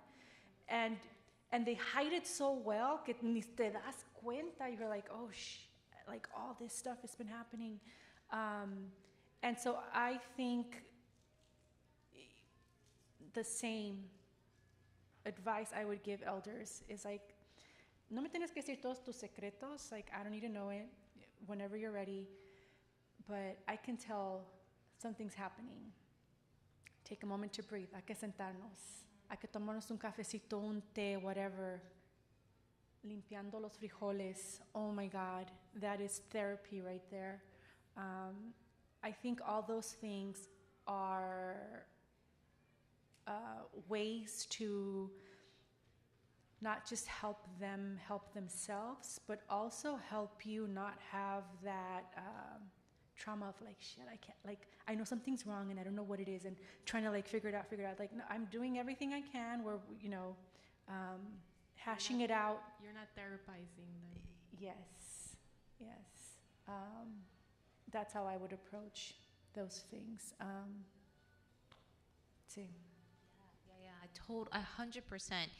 I think, Western psychology has step 1, step 2, a la fregada, right? Be with the soul, and you do, be in front with the soul and hear. And with children, they talk through play, right? So check in. What are they playing? Yeah, now I know, right? What are they playing? How are they? That's how they're manifesting what they're learning. They're watching it. They took it all in and now they're putting it to action, right? So they're receiving it back from their play. So it's important to tell them, there's a lot of good people out there. There's a lot of good people. That's why we need to focus on the good stuff too, because those are the stories we also want to say. There's a lot of good people out there helping, right? And I know this because even before this started, I used to do a lot of crisis support in the community. So when the fires,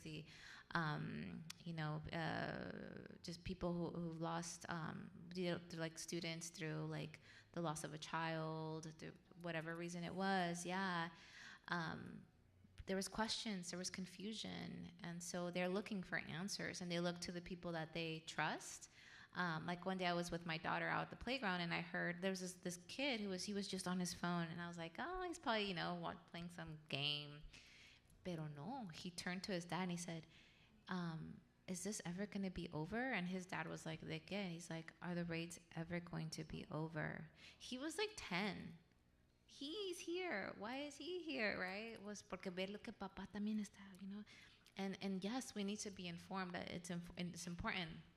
Pero in those moments to take like, y es que acuérdate que hay mucha gente que está apoyando, right? There's a lot of support.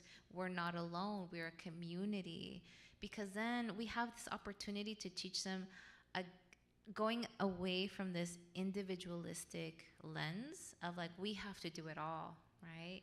And going back to the collective. So taking these opportunities, there's a lot of great kids books out there. If they're scared, to tell them like, we are connected by something that you can't see it, but we're connected, right? So if you feel fear, like think of me, because the kids, they do. Once they think, like my daughter fell the other day. I wasn't there because my husband was with her. And he's like, she cried for you. And I was like, she's thinking of me because she knows that I comfort her, right? So it wasn't like, mama, like where. It was more like, I need comfort and I need to think of her. And I was like, kids do that all the time. They can reconnect to that. They have resiliency. So again, to look at the lens of not deficiency, but like resiliency. And then for elders, we did a group a couple of years ago, and it was kind of like it wasn't a focus group. It was just like, what do you need? Okay, get in that, And they said, we're tired of being treated like pieces of furniture. So we're here, talk to us. It's true, reconnect. They're the holders of our ancestry. So ask them questions. They want to connect. They also have fears, like mentioned with your dad. My dad's a little opposite. He's like, yo les pongo una chinga. And I'm like, okay, so your third response is to fight. Got it. It's sacred rage, right? It's righteous rage. And I'm like, eso papá, pero cuidado. Just please be careful. So yeah, just the narrative, going back to the storytelling has been something so profound in our culture. So going back to that, getting the stories and then giving them back. Thank you. And I'm sure you guys are all thinking probably of an elder or a kiddo that you know of that means a lot to you, and just kind of holding them in your heart or your mind, and just remembering like how you can be a support and how you want to show up for them, just how you want them to show up for you. So I'm going to go into the next part, which is spiritual resilience and resistance. In what ways are rest, joy, pleasure, and spiritual grounding acts of resistance for our communities? What keeps you connected to your spiritual or ancestral center while you support others? And how do we honor grief, rage, joy as sacred emotions within resistance work? And I know you guys have shared a lot along those lines, but if you can give us a little bit more, we'd appreciate it.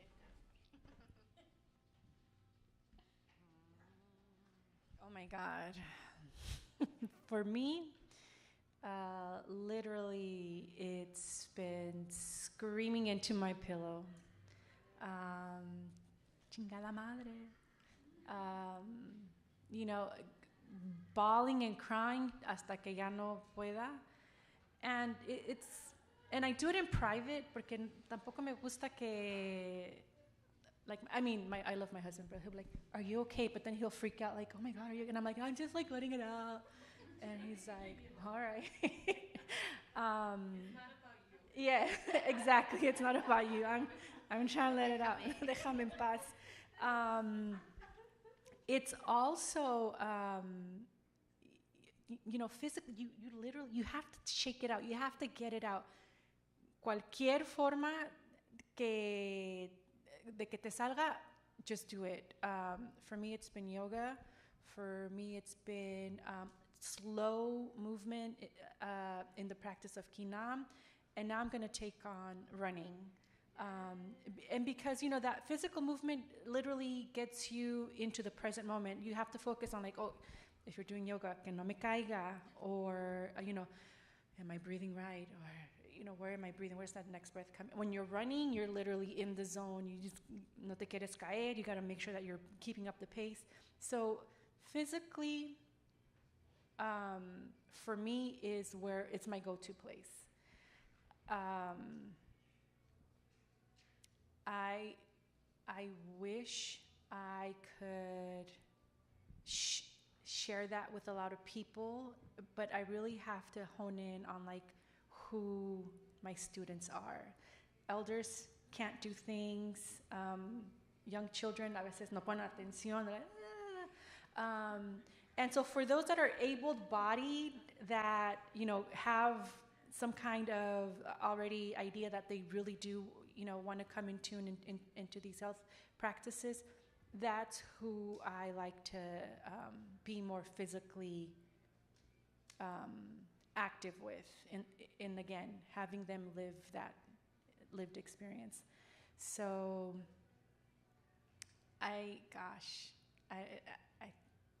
yeah, that's it. Screaming into my pillow and bawling my ass out for like a couple of hours, yeah. And it's not about the husband. And it's not about the husband, it's not about you. No te preocupes, estoy bien. Ah, yeah. Déjame en paz. ¿Cómo chingas? Right? No, yeah. Sometimes we need to let it go, right? Release. I've been really attuned to my family that I've learned that I didn't know about very much, but now I know, las plantitas.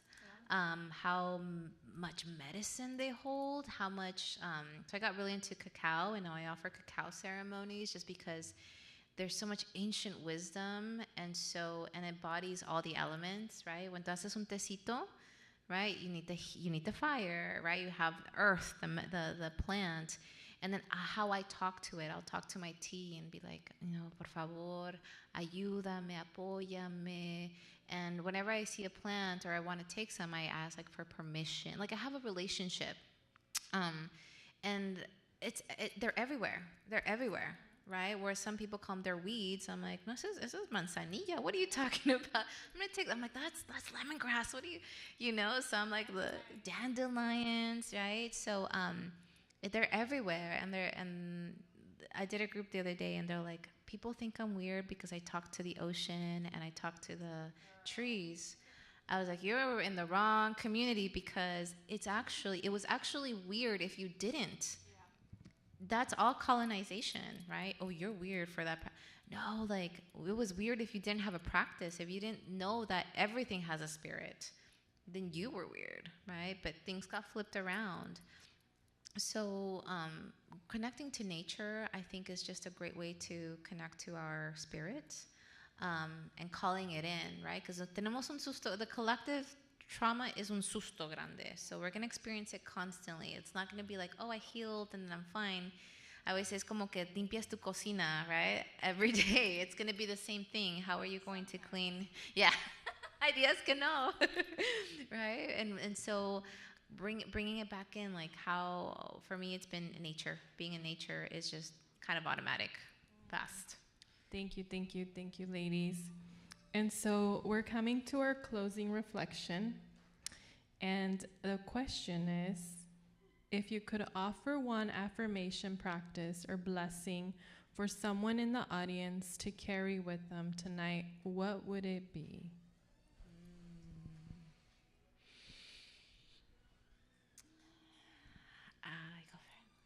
Yeah.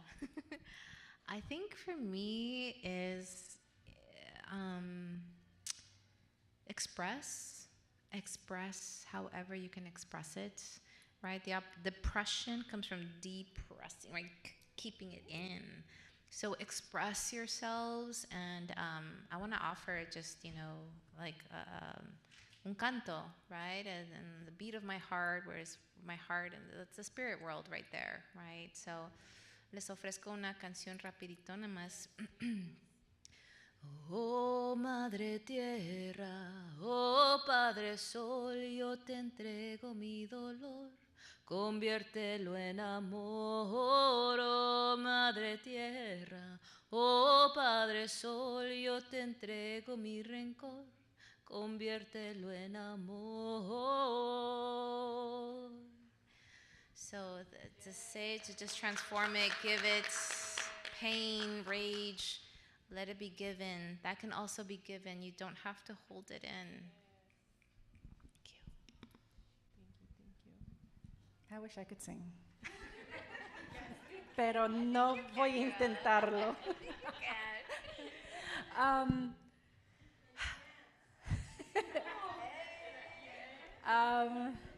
My affirmation would be, and this is my affirmation porque this año, I'm telling you, this past year, me ha pasado un chingo de cosas que digo, oh my God, ¿cuándo va a parar? Y ya están parando. And when I first told my family that I had cancer, I was like, no pasa nada. And then cuando estaba pasando, I was like, okay, está pasando. Y ya pasó.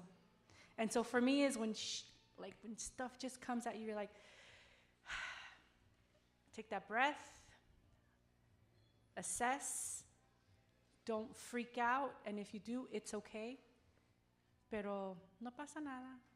Y lo que está pasando, va a pasar. Thank you, ladies. And before we go back out there in comunidad, just want to honor all of you, and you guys give yourself a big apapacho, a big abrazo, just for existing, for being here, for being enough, for breathing, for just being, simply for being. That's what makes you more than enough. So, muchas gracias, muchas gracias. Thank you, mujeres. Plazo Kamati. Yes.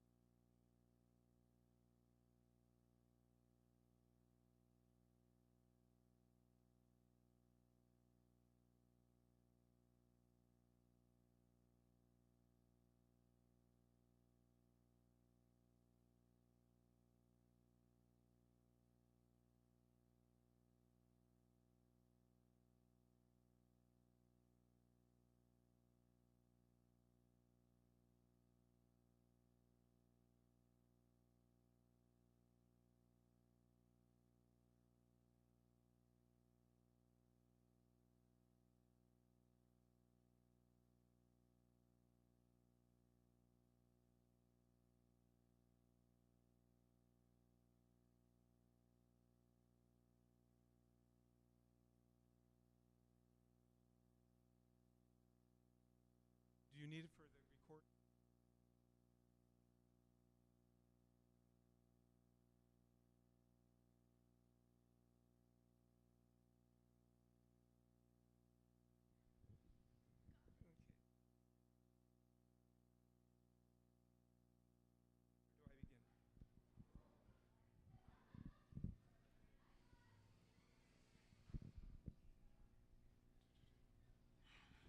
Bueno, gracias por venir a la plática. Gracias, aquí estamos en familia, ¿verdad?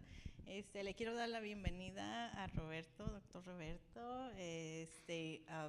We're so honored to have you here today and sharing your medicina, sharing your wisdom, sharing your knowledge. We're all so thankful and so we're so blessed to hear your medicina, to hear your message, and I don't want to, I don't want to take too much time because I know you want to get into it. But I just want to call everybody to share an intention for this time. Just think about, what you want to bring into this Platica, because the energy goes back and forth, right? So just think about the intention and what you want to receive from the time together today. Yeah, so thank you, Roberto, and here you go. Oh, thank you.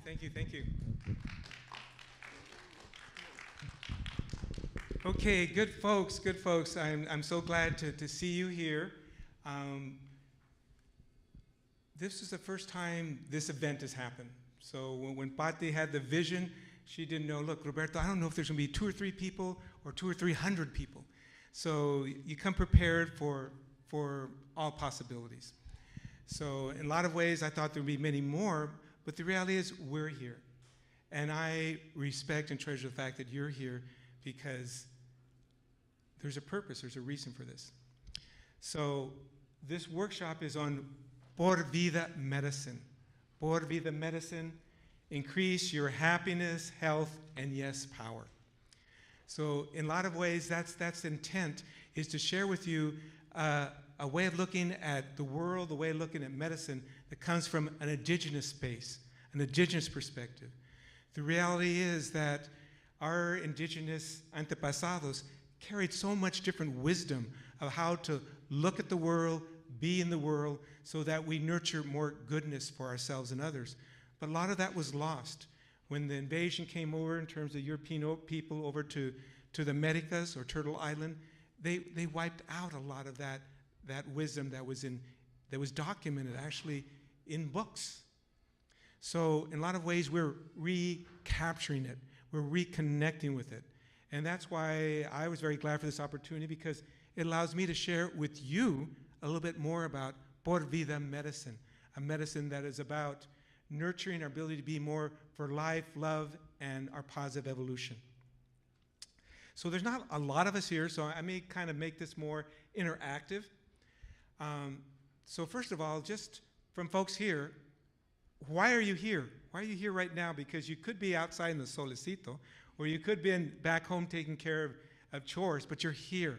So just very quick, let's go around and share your name and why you're here. I'm part of the community and a healer. Uh-huh. I am here to learn from others. Okay, so I'm a healer and I'm here to learn from others. So thank you for asserting who you are, because too often we get so humble that we don't share that, you know what, my path is a healer. Thank you. ¿Y por qué estás aquí?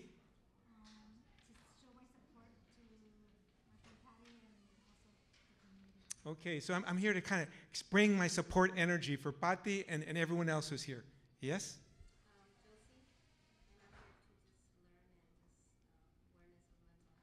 Okay, learn more wellness, learn and more particular about mental health.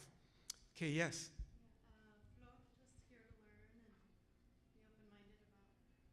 Okay, Flood's here with her open mind, ready to learn. She brought her bodyguard, yes? I'm here to take care of her. Okay. ¿Y qué más? To learn. Great, excellent. Thank you. Yes, sir? Okay, I'm here to learn, kind of hear different perspectives. Yes. Purple,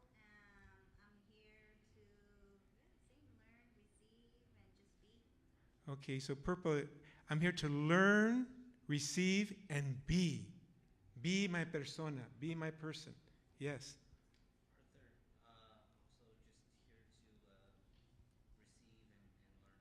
Okay, again, here to receive, here to learn.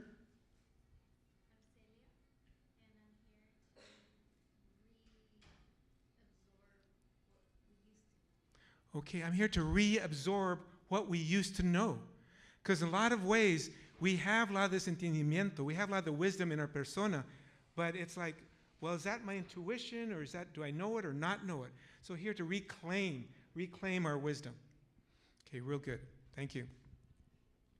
Well, again, Por Vida Medicine. Anybody like to share what you believe this is about, Por Vida Medicine?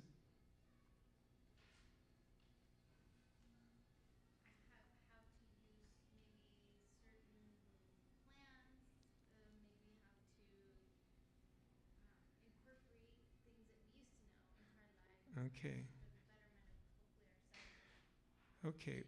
Well, again, it's to reclaim wisdom, knowledge, methods to create greater wellness for ourselves and community.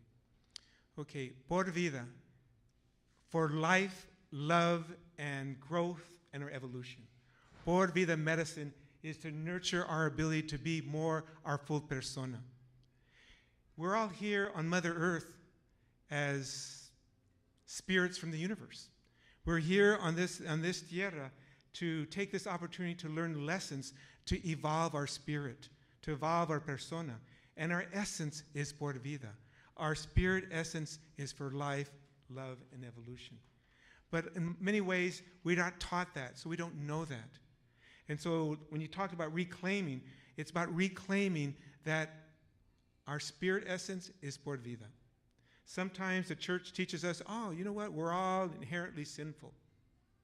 And we're to be judged by what we do. The truth is, again, we're all inherently brilliant, intelligent, and we're here to actually evolve our spirit to be more our full persona. We're here to learn lessons for our spirit development for now and for our lives to come. So I'd like to begin actually with a grounding meditation that I think will help us look at some of these ideas.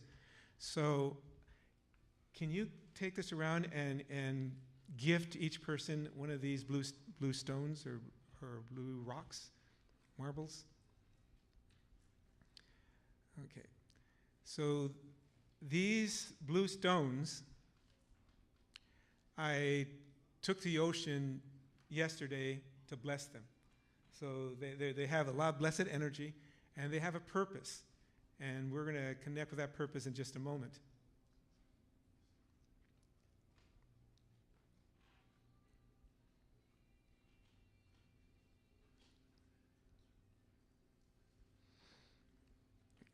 Thank you, thank you.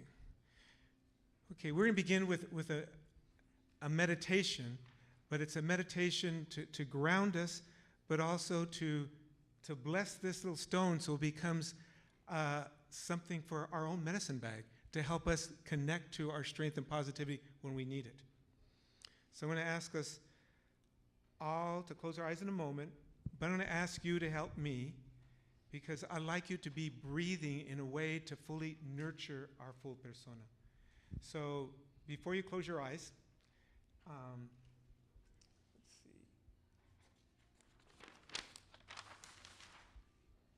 I'd like you to imagine that surrounding us all in this air, in this aire, is Por Vida energy. Energy that's for life and love. So it's called negative ions, but it's actually Por Vida energy. It's energy to nurture life and growth. So that energy it's part of a whole atmosphere. That energy is also in Mother Earth. And so in a lot of ways, to be in your optimal health and well-being, it's about being grounded, being connected to Mother Earth for multiple reasons. Because all this Por Vida energy in Mother Earth is actually the positivity of values and traditions and practices. It's energy for self-love, energy for self-acceptance, energy for courage, energy for forgiveness. All that is within the rich soils of Mother Earth, but we don't connect with it. We've forgotten how. And so now it's about reconnecting with that good energy, but also acknowledging that energy is in the air we breathe. And the more we just draw that in through our cerebral gateway, down through our person, to each one of our energy chakras, we create more aliveness, we create more health, more well-being. You go to the acupuncturist, oftentimes they're touching different energy points to, again, to nurture greater flow of this energy.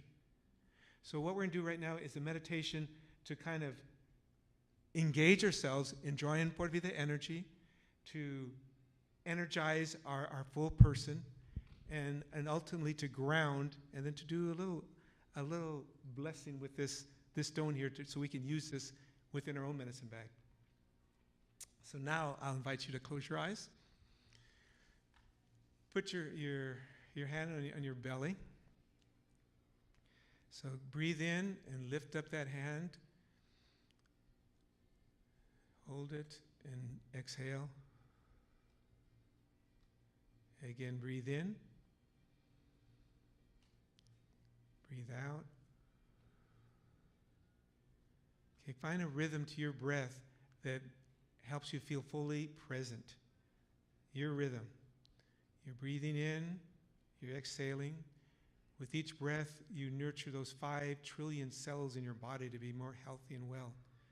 And also, I'm asking that as we also breathe in, we draw into our persona that Pura Vida energy from the atmosphere, from the biosphere. Draw it into the top of our head chakra, bound into our persona, so that it runs our energy meridian, touching each one of our energy centers. And let's take that energy down through our legs, down to the bottom of our feet. And at the bottom of the feet, let that energy turn into raíces, to roots, going into Mother Earth, going deep into our mother, to all those places where there is healthy energy, energy for self-acceptance, self-love, courage, hope, forgiveness. Our raíces are going down to all those places because oftentimes we need to draw energy from those places and nurture us. So with our breath, energy also comes up those raíces, up the bottom of our feet, up our legs, down to our core root chakra, up our energy meridian through each one of our energy centers, up to the top of our head, up to above our head. And actually there we mix it with sky energy, and we again breathe it in, drawing that good mixture of sky, earth energy into our persona, creating more aliveness, more wellness within our entire person. Take that again, energy down, down, down to the bottom of our feet, down to Mother Earth. Whew, and it feels so good to be connected with Mother Earth. It's also where our purpose is. We all have our life purpose. That life purpose is in the tierra, it's in the soil, it's in Mother Earth. So we connect with our purpose. So we're grounded with our purpose of being healers, teachers, mamas, papas. And then we draw that good energy back up. So keep on breathing, drawing that good energy. Ooh. Connect right now with what you feel. What do you feel in terms of your energy? What do you feel in terms of your aliveness? Now, holding your stone, I want you to talk to your stone a little bit and say, hey, you know, I want you to be part of my medicine bag, to help remind me of my ability to be more grounded, be more connected, to nurture my own energy flow. So anytime I need to reconnect more with who I am and all of who I am, let me hold on to the stone and be more connected. Remember that I know how to nurture my health and well-being. Aho, good. Okay, so now let's return. Okay, so we all got a good stone here. Anybody want to share what they're feeling right now? Pardon? Relaxed. Okay, more relaxed. I feel just more relaxed. What else? Pardon? More at peace. More relaxed, more at peace. Anything else? Yes. Cleansed. More cleansed. Okay, you were involved in just moving your energy, which also nurtures more aliveness It cleanses our system. It makes us more healthy and well. Okay, what's really interesting these days is various researchers from the areas of physics and oceanography are talking about the importance of being in what they call the blue mind. The mind that is peaceful, that's open, that's receptive to learning. And so their invitation is for folks to go out to the ocean. Go out to the ocean to breathe, to center, to reconnect with nature, reconnect with who you are and what you're about. So this one gentleman who's wrote this book that's called The Blue Mind, he actually does a lot of workshops and where he gives people a blue marble to, again, to remind us that sometimes that's what we need. We need to connect with nature. We need to get closer to the water to remember who we are and to connect with our strengths. So there's something going on there, something very significant. So in terms of Por Vida medicine is about using indigenous methods, approaches, and current methods, approaches to be more in our positivity, to be more in our yes power. So one of the critical ways of doing it is to, again, to ground ourselves, to recognize that we have the ability to breathe in such a way that connects us more with our purpose, our intention, and all those strengths we have. Because think about it. Sometimes you're trying to be your best person, and someone says something to you that just brings your energy down, makes you kind of feel small, makes you maybe angry, and we get off our track. So at that point, it's important to be able to reground, to reconnect to that energy that came at you, to kind of just, okay, you know what, let me just shift it to the side and let me reground. And so it's important to recognize that we're energetic beings. We have this energy, and other people's energy can affect us. However, we have tools to nurture and protect ourselves. If ill energies come in our way, you know what? I feel it, and either in front of them, but that's not such a good idea, but in your head you can be just shifting that energy to the side, and then you're regrounding your own person. So what I want to share with you now is just different ideas around Por Vida thinking, because Por Vida thinking helps us kind of stay in that healthy state. Because I think I like us to be more in our state of yes power. Yes power is being in that state where we're saying yes to growth, yes for evolution, yes to our strengths, yes to potentials. It's in that place of looking at how we can make things better for ourselves and others. Now think about the times we're in right now with Trump and all that happening. Just here, there was that major deportations where over 300 folks were arrested. And since then, a lot of us have been working with the families where children lost their mamas and papas. So a lot of ill is happening. And so more the reason we need to be in our yes power for ourselves, but we need to nurture each other's strength to last the distance. Trump isn't going to be here for always. However, let's use this opportunity to get stronger, more self-reliant, connect each other, lift each other up. So in a lot of ways, we want to be more in our yes power. So in a lot of ways, to be in our yes power begins with being in a hopeful mind, to being in a space where you say, you know what, this will pass. For right now, it's dangerous, difficult times. However, let me use my mind to look at creative ways that I can be there for my vecino, for my good friend, for some of these other programs. But again, being in that mind of positivity. And we have the choice. Often, we're not conscious, and we unconsciously choose to be negative. We see the downside, and we just start ventilating all the time in terms of negativity. We need to kind of shift that energy and say, okay, what's the possibilities here? What might we learn here? What might we make happen here? And to be more proactive in our mind and thinking. So it's about being more in that full positivity of what we can accomplish, what we can do. Hopeful mind. And then using the power of breath In almost every indigenous tradition throughout the world, indigenous people have really used the breath to nurture health and well-being. Breath to nurture grounding, breath to connect with heart, aloha energy. I mean, aloha spirit, aloha energy that Hawaiians use is about breath, using that breath to nurture our aliveness. So again, acknowledging breath is good medicine. But think about it, what happens when you get tense?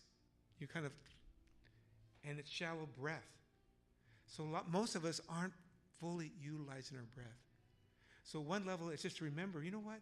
Breathing is good for me. Let me get my marble out and breathe well. And you know what? Let me actually take a trip down to the ocean here and just breathe in that good energy. Because again, next to waters, whether it's a stream or the ocean, is again negative ions. And that negative ions is actually positive energy. And sometimes we just need a little bit of dose of that. So again, Por Vida medicine is about hopeful mind. It's about using our good breath. It's also about connecting with our heart energy. So much of our thinking we do with our cerebral head, but we also have heart intelligence. And sometimes it's important to connect with that heart intelligence in terms of like, you know what, how can I be a better mama right now? How can I be a better sister? How can I be a better friend? And what's going on with my good friend? How can I be there more for him, for her? So it's acknowledging we have all this corazon energy and allowing that to expand. It's actually engaging in our energy flow, acknowledging that we are energy, and a lot of times it gets stuck, and we have to move it. And that's where, again, mindfully, we can do that with intention. We can, again, say, breathe, and let me just draw the energy down. Let that energy move down, cleanse me. Take that illness down to Mother Earth. Let her take care of it. So in a lot of ways, healing begins with self-care and nurturing your ability to be grounded and healthy. So oftentimes it's about reminding ourselves, I need to breathe. I need to move that energy. I need to connect with Mother Earth. So ultimately, it's about grounding ourselves to Mother Earth, grounding ourselves to all that good energy that's there so that we are in flow. So I've very much evolved a Olin Chi practice. We've heard of Tai Chi. We hear Tai Chi, right? Well, Olin Chi is a little bit more like the Tai Chi of the Americas, of the indigenous peoples. But again, it's the idea of taking time. And it can only, maybe it's in the morning. And ideally, I'm going to put out what might be some good practices. How many people here have an inspiration table or shelf or space in your home? Okay, with several people, and then you made the face like, oh, I should. And we should. Ideally, we should all find a space within our home to create a sacred place, a space that might have photos of folks that inspire you. It might have the stone you picked up at the beach that made you feel good, but items that nurture you, nurture your person, nurture your spirit. So that good practice every morning is to connect with our gratitude, to go to that space and acknowledge, you know what, I am so blessed to be alive. And just then to take the time to just draw in that Por Vida breath. Take it down your full persona. Take it all the way down to the ground and actually engage in the movement of doing, using your hands, using your mind, using your energy to create that connection so that you're more ready for the day. You begin the day with gratitude, you begin with connection, and then you say, okay, may today, may I be the expression of love and support. May I be in my power today. May I be a strong advocate today and do what needs doing. And to ground ourselves with our energy and our purpose for the day. So my invitation, my sincere invitation is that we all consider what would be your practice to maintain and nurture your health and well-being, your power. Because it ultimately involves a practice. It can't be just, okay, I want to be healthy and well, but how will I do that for myself each day? So for me, I was lucky way back in the day, remember when President Carter was our president? Well, back then he appointed me to this National Advisory Committee. I'd have to go to Washington every 6 weeks for about a week. And there we're trying to I was just trying to push the government, be more responsive to people of color. And I'm not a morning person. So here I'm in the West Coast, and boom, you fly to DC 3 hours earlier. And if you really want to make change in a meeting, you got to get there about 2 hours early. So for me, it was like about getting almost like 5 hours earlier. So I said, how am I going to do that? So I was fortunate around that time. You know, what came to mind was the Tai Chi. Because I'd done karate before, and you kind of move, you work with moving energy. But with Tai Chi, it was about really taking in that energy and then using that to kind of really wake me up. Taking that energy and just, okay, may I be in my full intelligence. May I be in my full resourcefulness. May I be in my full courage. And creating my ability to be present. Because back then, I was like a chavalito in a lot of ways. I was like 25, 26. Everyone around me were wealthy folks. They'd get there in the limousine to the meeting, and I'm there on public transportation. And so I needed to be in my power, and I had to be in my alertness. So again, the practice of Tai Chi. So since then, that's been my practice, is every morning grounding my energy, grounding my purpose, moving my energy to be in my full health and well-being. So again, I share that again with, it's an invitation to you to do what you need for yourself, what works for you. Okay. So here, my idea at this point was it was to provide a little bit of this, something very important. How many people here have a pencil or a pen? Okay, well here, this is important. I mean, you were given one in your bag. So some of you have one. But if you look on that second page of that handout, you'll see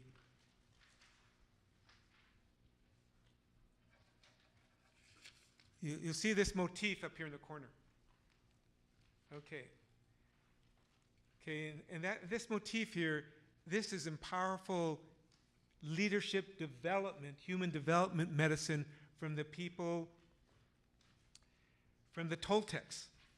I mean, again, civilizations where our ancestors, where they developed knowledge and wisdom, and that symbol there is about how it's about our human development. So at this point, I want you to just, for a moment, reflect on your spirit, your person, your inner person. What are 3 best qualities of your person, your spirit or inner person? Don't be humble, but I want you on that page right there to put down, what are 3 qualities of your spirit? And you might say, well, what do you mean, Roberto? Well, maybe it's to be kind. Maybe it's your curiosity.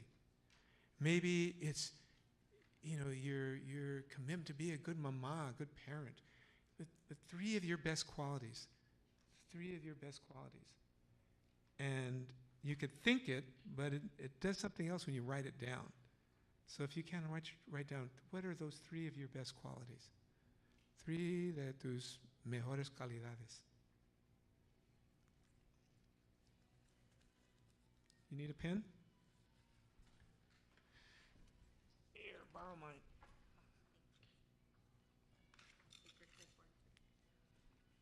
3 of your best qualities. My brother over here with the P, what's your name? Alex? How do you know my name? All right, did I already meet you? No, but I just want to know your name. So you just guessed my name? Oh, did I guess it? Yeah, you said my name's Alex. Alex, okay. No, I thought you told me. Maybe you did. Maybe you vibed me. No, I was curious. Okay, Alex. Did you identify your 3 best qualities? No, she's ready. I'm ready. And how about yours? What are your 3 best qualities? What are my 3 best qualities? Okay. What, does she know you? Okay, what are 2 or 3 of his best qualities? I tell you one. Okay. I'm God-fearing. I'm I'm God-fearing. What does that mean? You fear God. Okay, so you got a relationship with God. I have respect for God. So you're a person that respects life. Respects God, respects life. Okay. So again, someone else, your best qualities, what are they?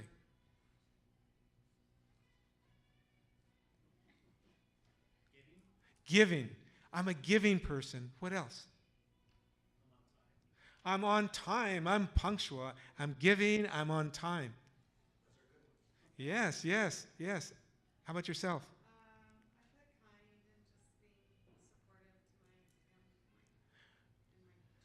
Okay, I'm kind. My nature is supportive. I'm very much committed to my children and uplifting them. Anyone else? Your best qualities? Sharing. I love sharing. Sharing. What else? Joyful. Need to be a joy. Like to feel joy.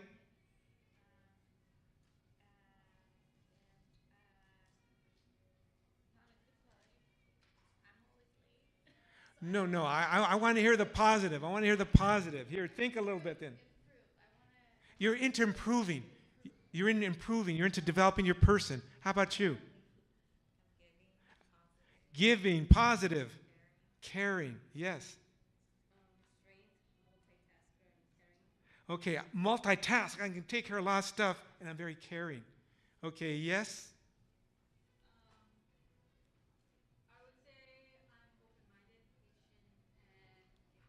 Open-minded, patient, giving, hermano.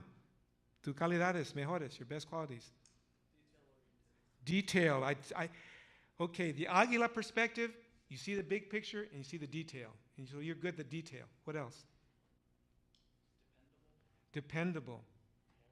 Caring. Okay, now, was it hard to kind of identify your three best qualities? For this group, yes, it was a little bit hard. However, we are here to develop our persona, to become our best person. So it begins with actually truthfully saying, what's the best qualities in me? What's the best qualities in me? And sometimes we've never done that, so it's difficult to do. But if we're going to grow and blossom, it begins with identifying our best qualities. Because those best qualities is part of what your spirit is about. It's your spirit nature. Yes. I have a question. Yes. When we're identifying our best qualities, do we also need to identify our worst ones so we can improve? Well, let's get stronger in our positives. Eventually, we got to look at what we need to do. But in a lot of ways, it begins with really getting strong with what is positive and good about me and nurture that. When do we identify what's wrong? Well, we'll get to that. I mean, Alex, you want to jump into that right away, but here, hold on to those thoughts. I want you to look at that image there.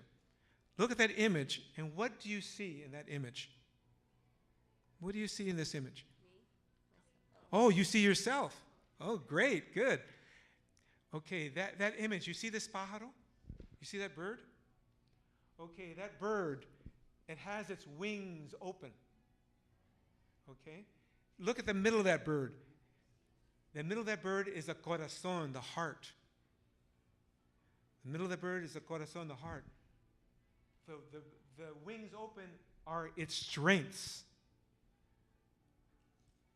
So we see the strengths. You see the face, the personality, their cara. The cara is their personality. And then those feathers in the bottom are their tail feathers. It's purpose. So in terms of Toltec philosophy, the philosophy of our antepasados, the indigenous people, it says if you want to blossom, because all those are flower petals, if you want to blossom and grow, it begins with clarifying who you are in terms of your corazón, who you are in terms of your purpose, the tail feathers, who are you in terms of your strengths, and who are you in terms of the personality, the person that people know you. And so, in a way, Alex wants to jump into, okay, where do I need to prove? The philosophy begins with look at all our strengths, look at our heart, look at our purpose, and that gives you more power to then, let me look at where I need to grow. And let's use each other, Because sometimes I may think I'm really all together, but I need to get reflection from someone else. And often we can better hear those when we're in a strong, positive place. So again, our antepasado teachers were very strong in terms of a teacher's role, the Tlamatini, was to provide reflections of persons, help them grow by providing reflection, help them see their personality, help them see their heart, help them see their strengths, help them discover their purpose, and then they blossom. My work, the work that I do, I'm an organizational psychologist. I work with organizations that are about positive change. I'm a leadership coach. I often work with the heads of organizations, help them get grounded, help them get strong. Sometimes they'll call me up. For example, just this last number of weeks, a number of folks called up and said, look, Roberto, stuff is coming down. I got to go speak in front of hundreds of people tomorrow. I'm feeling just depressed. You know, what do I need to get back into my energy? So I help them kind of, let's do some breaths. Let's connect more with your purpose. And let's be stronger to speak to the folks. So that's my work, is providing reflection to help people grow. However, that's the same philosophy I use with my children, my daughters, is provide them reflections to help them grow. But more than that, provide them validations, affirmations to lift them up. It's so important for a child to kind of hear someone say, you know what? I like the way you think. Tell me more. They don't hear that. They always see us as adults telling them, as opposed to getting down below their eye level and say, here, tell me. I want to understand what you think about this. And then afterwards, I love the way you think. That's part of our role and responsibility as papas, mamas, is nurture their growth and development. And a lot of that is by seeking to see their strengths, validate their strengths, lift them up. And that's what a healer, a tlamatini, a maestro does, is again, they're always looking, observing, so that when I see you next, I can provide you reflections on your strengths and what I saw and your potentials and abilities. And then when you're strong enough, then okay, you know what? Maybe let's look at where we need to grow. But again, my invitation to all of you is to take a little time to think, okay, more, what are my strengths? What are my potentials? What's my life purpose? Now, at one level, our shared human purpose is we're all spirits from the universe. We came down here, we're living here as human beings, and we're here to become our best person, become our best spirit. We're here to mature who we are. That's our shared purpose. But each one of you has your own unique purpose. Alex has his own unique purpose. You know, I don't know if he has talents of playing music, but maybe it's to blossom that talent. So it's all about us discovering our own purpose and living that path. So here, my intent today was just to provide you different ideas around, again, Por Vida medicine to kind of, again, increase our happiness, our health, and our yes power. Because when you're growing, when you're evolving, when you're developing, you're in a happy state. Things can be rough and difficult, but hey, you know what? It's going to teach me a lesson. I'm going to keep on growing. I'm going to keep on doing.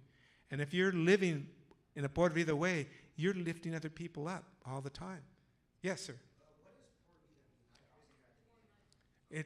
It's for life, love, growth, and evolution. No, I mean, that's important. Alex, I appreciate those questions. And it's a way of seeing the world and the way to be in the world that's not usually taught, but it's part of our indigenous wisdom. Say, if we appreciate we're more Por Vida, we can actually be more and do more. It's like mental health. Mental health, spiritual health, all of that happens more when we acknowledge that that's our nature, that's who we are. Because we get too many messages saying we're not good enough, we're not smart enough, all of that. That develops what we call, I mean, also therapists, el no. We start thinking, no valgo, no puedo, no debo, I have no value. And so what we need to do, we need to lift each other up, beginning with ourselves. We got to step into our positivity. We got to own it, believe it, nurture it, and then do that for others. I think we're going to be kind of moving to close a little bit, yet I'd like to hear from folks here. At this point, either any questions or any reflections, because you've been thinking about this, you're hearing this, and you're thinking, okay, this is what I think about it. So any reflections, questions at this point?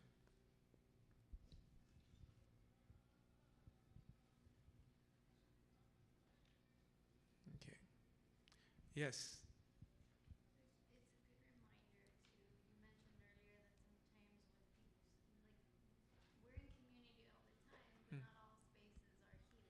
Right.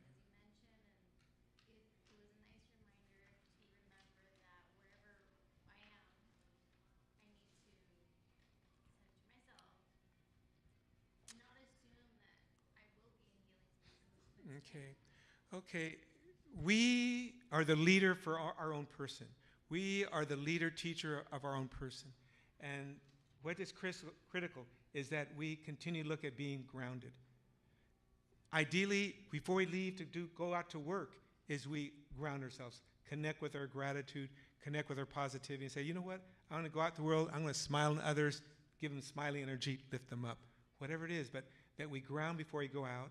And periodically during the day, we got to reground because we're dealing with people with negative energy. We're dealing with tough assignments. We got to reconnect and say, you know what? That's coming down, but hey, let me just be in my resourcefulness, be in my intelligence, be in my Por Vida energy. Reground. So grounding, this is important. So to close, I actually like to have you people share just what's your takeaway from this short Platica. What are you taking away? Maybe it's a feeling, maybe it's a thought. What are you taking away from the time we just spent together? And I'm going to begin with you. ¿Cómo? Por vida is a way of life. You should see her smiling. I don't know if you can see her smiling from there. But Por Vida is a way of life. In a lot of ways, it's lifestyle activism. We can be artists of our lives. We can create the life we want. So Por Vida is about creating a life for life, love, and positive change. What's your takeaway? So, just again reminded me of self-care. Okay. We doubt ourselves sometimes, but Okay. A recommitment to self-care. Sometimes we doubt ourselves or we don't love ourselves enough. So self-care, recommit. just knowing, like said, time, you're gonna have your tough times, but it'll pass, and just kind of breathe through them because it's gonna. Yes. Okay, don't let all the negativity just totally bring you down. Our responsibility is to be courageously optimistic and positive. And again, I invite people to consider Tai Chi or yoga or some of these practices, because in Tai Chi, there's this move where it's like called passing clouds. And the idea is that the ill that we see will pass. The ill we see will pass. We will ultimately have our chance to do what we need to do. Yes, what do you take away from today? For me, it's reaffirming like positive psychology. Uh-huh. Always focus on the positive, see the positive in things, and Okay. and do it as a lifestyle change. And then eventually, that's all you see. It's the brighter side of things. And when things get down, just focus on your blessings and your fruit. Great. Thank you, thank you, thank you. Okay, your name? Flor. Okay, Flor. Flower, blossoming, yes. Okay, Flor says again, we can develop our mind's ability to be positive. Let me look for the positive. Things are negative, but let me turn it around. Where can we create the positivity here? And you spoke to it, it's a practice. It doesn't just happen. We evolve it, develop it, so positive psychology. Yes? I took away good breathing. Breathing helps a lot. Okay. Right. Hey, he breathes all the time, but goes now more mindful. Let me breathe to nurture more health and wellness. Okay, compañera, what's your name? Because I don't know. Daisy. Okay, what do you take away from the session? I would say to always stay grounded and to make sure that your energy is centered with positive reinforcement in order to protect your energy, but also spread your positive energy Okay. and to be able to reflect off of that. Okay, so again, takes away the importance of grounding. Just taking time to ground who I am, create that relationship with Earth, create that relationship to your own purpose, and also to be a good source for positive energy. All of us, we have multiple talents we haven't begun to develop. A lot of us have the ability to send prayer energy to others to help them be positive and hopeful. And so it's a step into those possibilities. Alex, what's your takeaway? I'll just piggyback on everyone else, stay positive, stuff like that. Okay, again says, okay. But he said, look, I listened to everyone else. That And was like the main thing they gave me. yeah, It's like to keep positive, right, focus on the negative. exactly. But you also acknowledge that folks here are committed to positivity. We're the few to become the many. We need more positive thinkers. And so, yes, to the degree we can help each other, important. Yes, sir. At this moment, I will not be able to articulate. Okay. My takeaway, because Okay. I tend to analyze things. So it's Okay, yeah. The brother here, remember, he's into detail. He's into analysis. So I take away items to kind of work with. So I'm still distilling, still thinking it through. Yes, take away. For me, the biggest thing was intermittent cleansing, Ah, intermittent grounding. okay. Because I have my rituals in the morning, but I don't realize, like you said, all of a sudden energy changes, and then you're like, oh, I got sucked into it, and then Right. I gotta pull myself out. Okay, good, good. So again, recognizing that grounding isn't just what you do in the morning. It's good. You start that way. But just during different times through the day, your boss, you're going to go in to talk to him. A lot of times he's in a bad mood and say, okay, look, I don't want to get into that ill energy. Let me just ground myself in my positivity, and maybe I can lift him up to be more positive. So it's recognizing that we ground ourselves just when we need to, as we need to. I take away is appreciation that you're all here to share, engage, to learn, to grow. Thank you, thank you, thank you. In a few minutes, we're going to actually be having a closing ceremony for the afternoon. So if you're still here, it's an opportunity again to share and connect. And so I thank you very much for participating. I hope you'll add that marble to your medicine bag and remind yourself that it's good medicine. So also, if you're interested to know more about Vida medicine, because sometimes I do different kinds of workshops, or actually this one church wants me to do a sermon in a couple weeks on Vida medicine and how to make prayer energy stronger. So provide me your info here, and I'll let you know the things that come up. So here, we're a small group. Let's all get up. And I'm going to invite you to just come out here just for a small mini circle to break up. And so I'm going to say adios to folks out there on the film land, because we're kind of focused right here for a moment.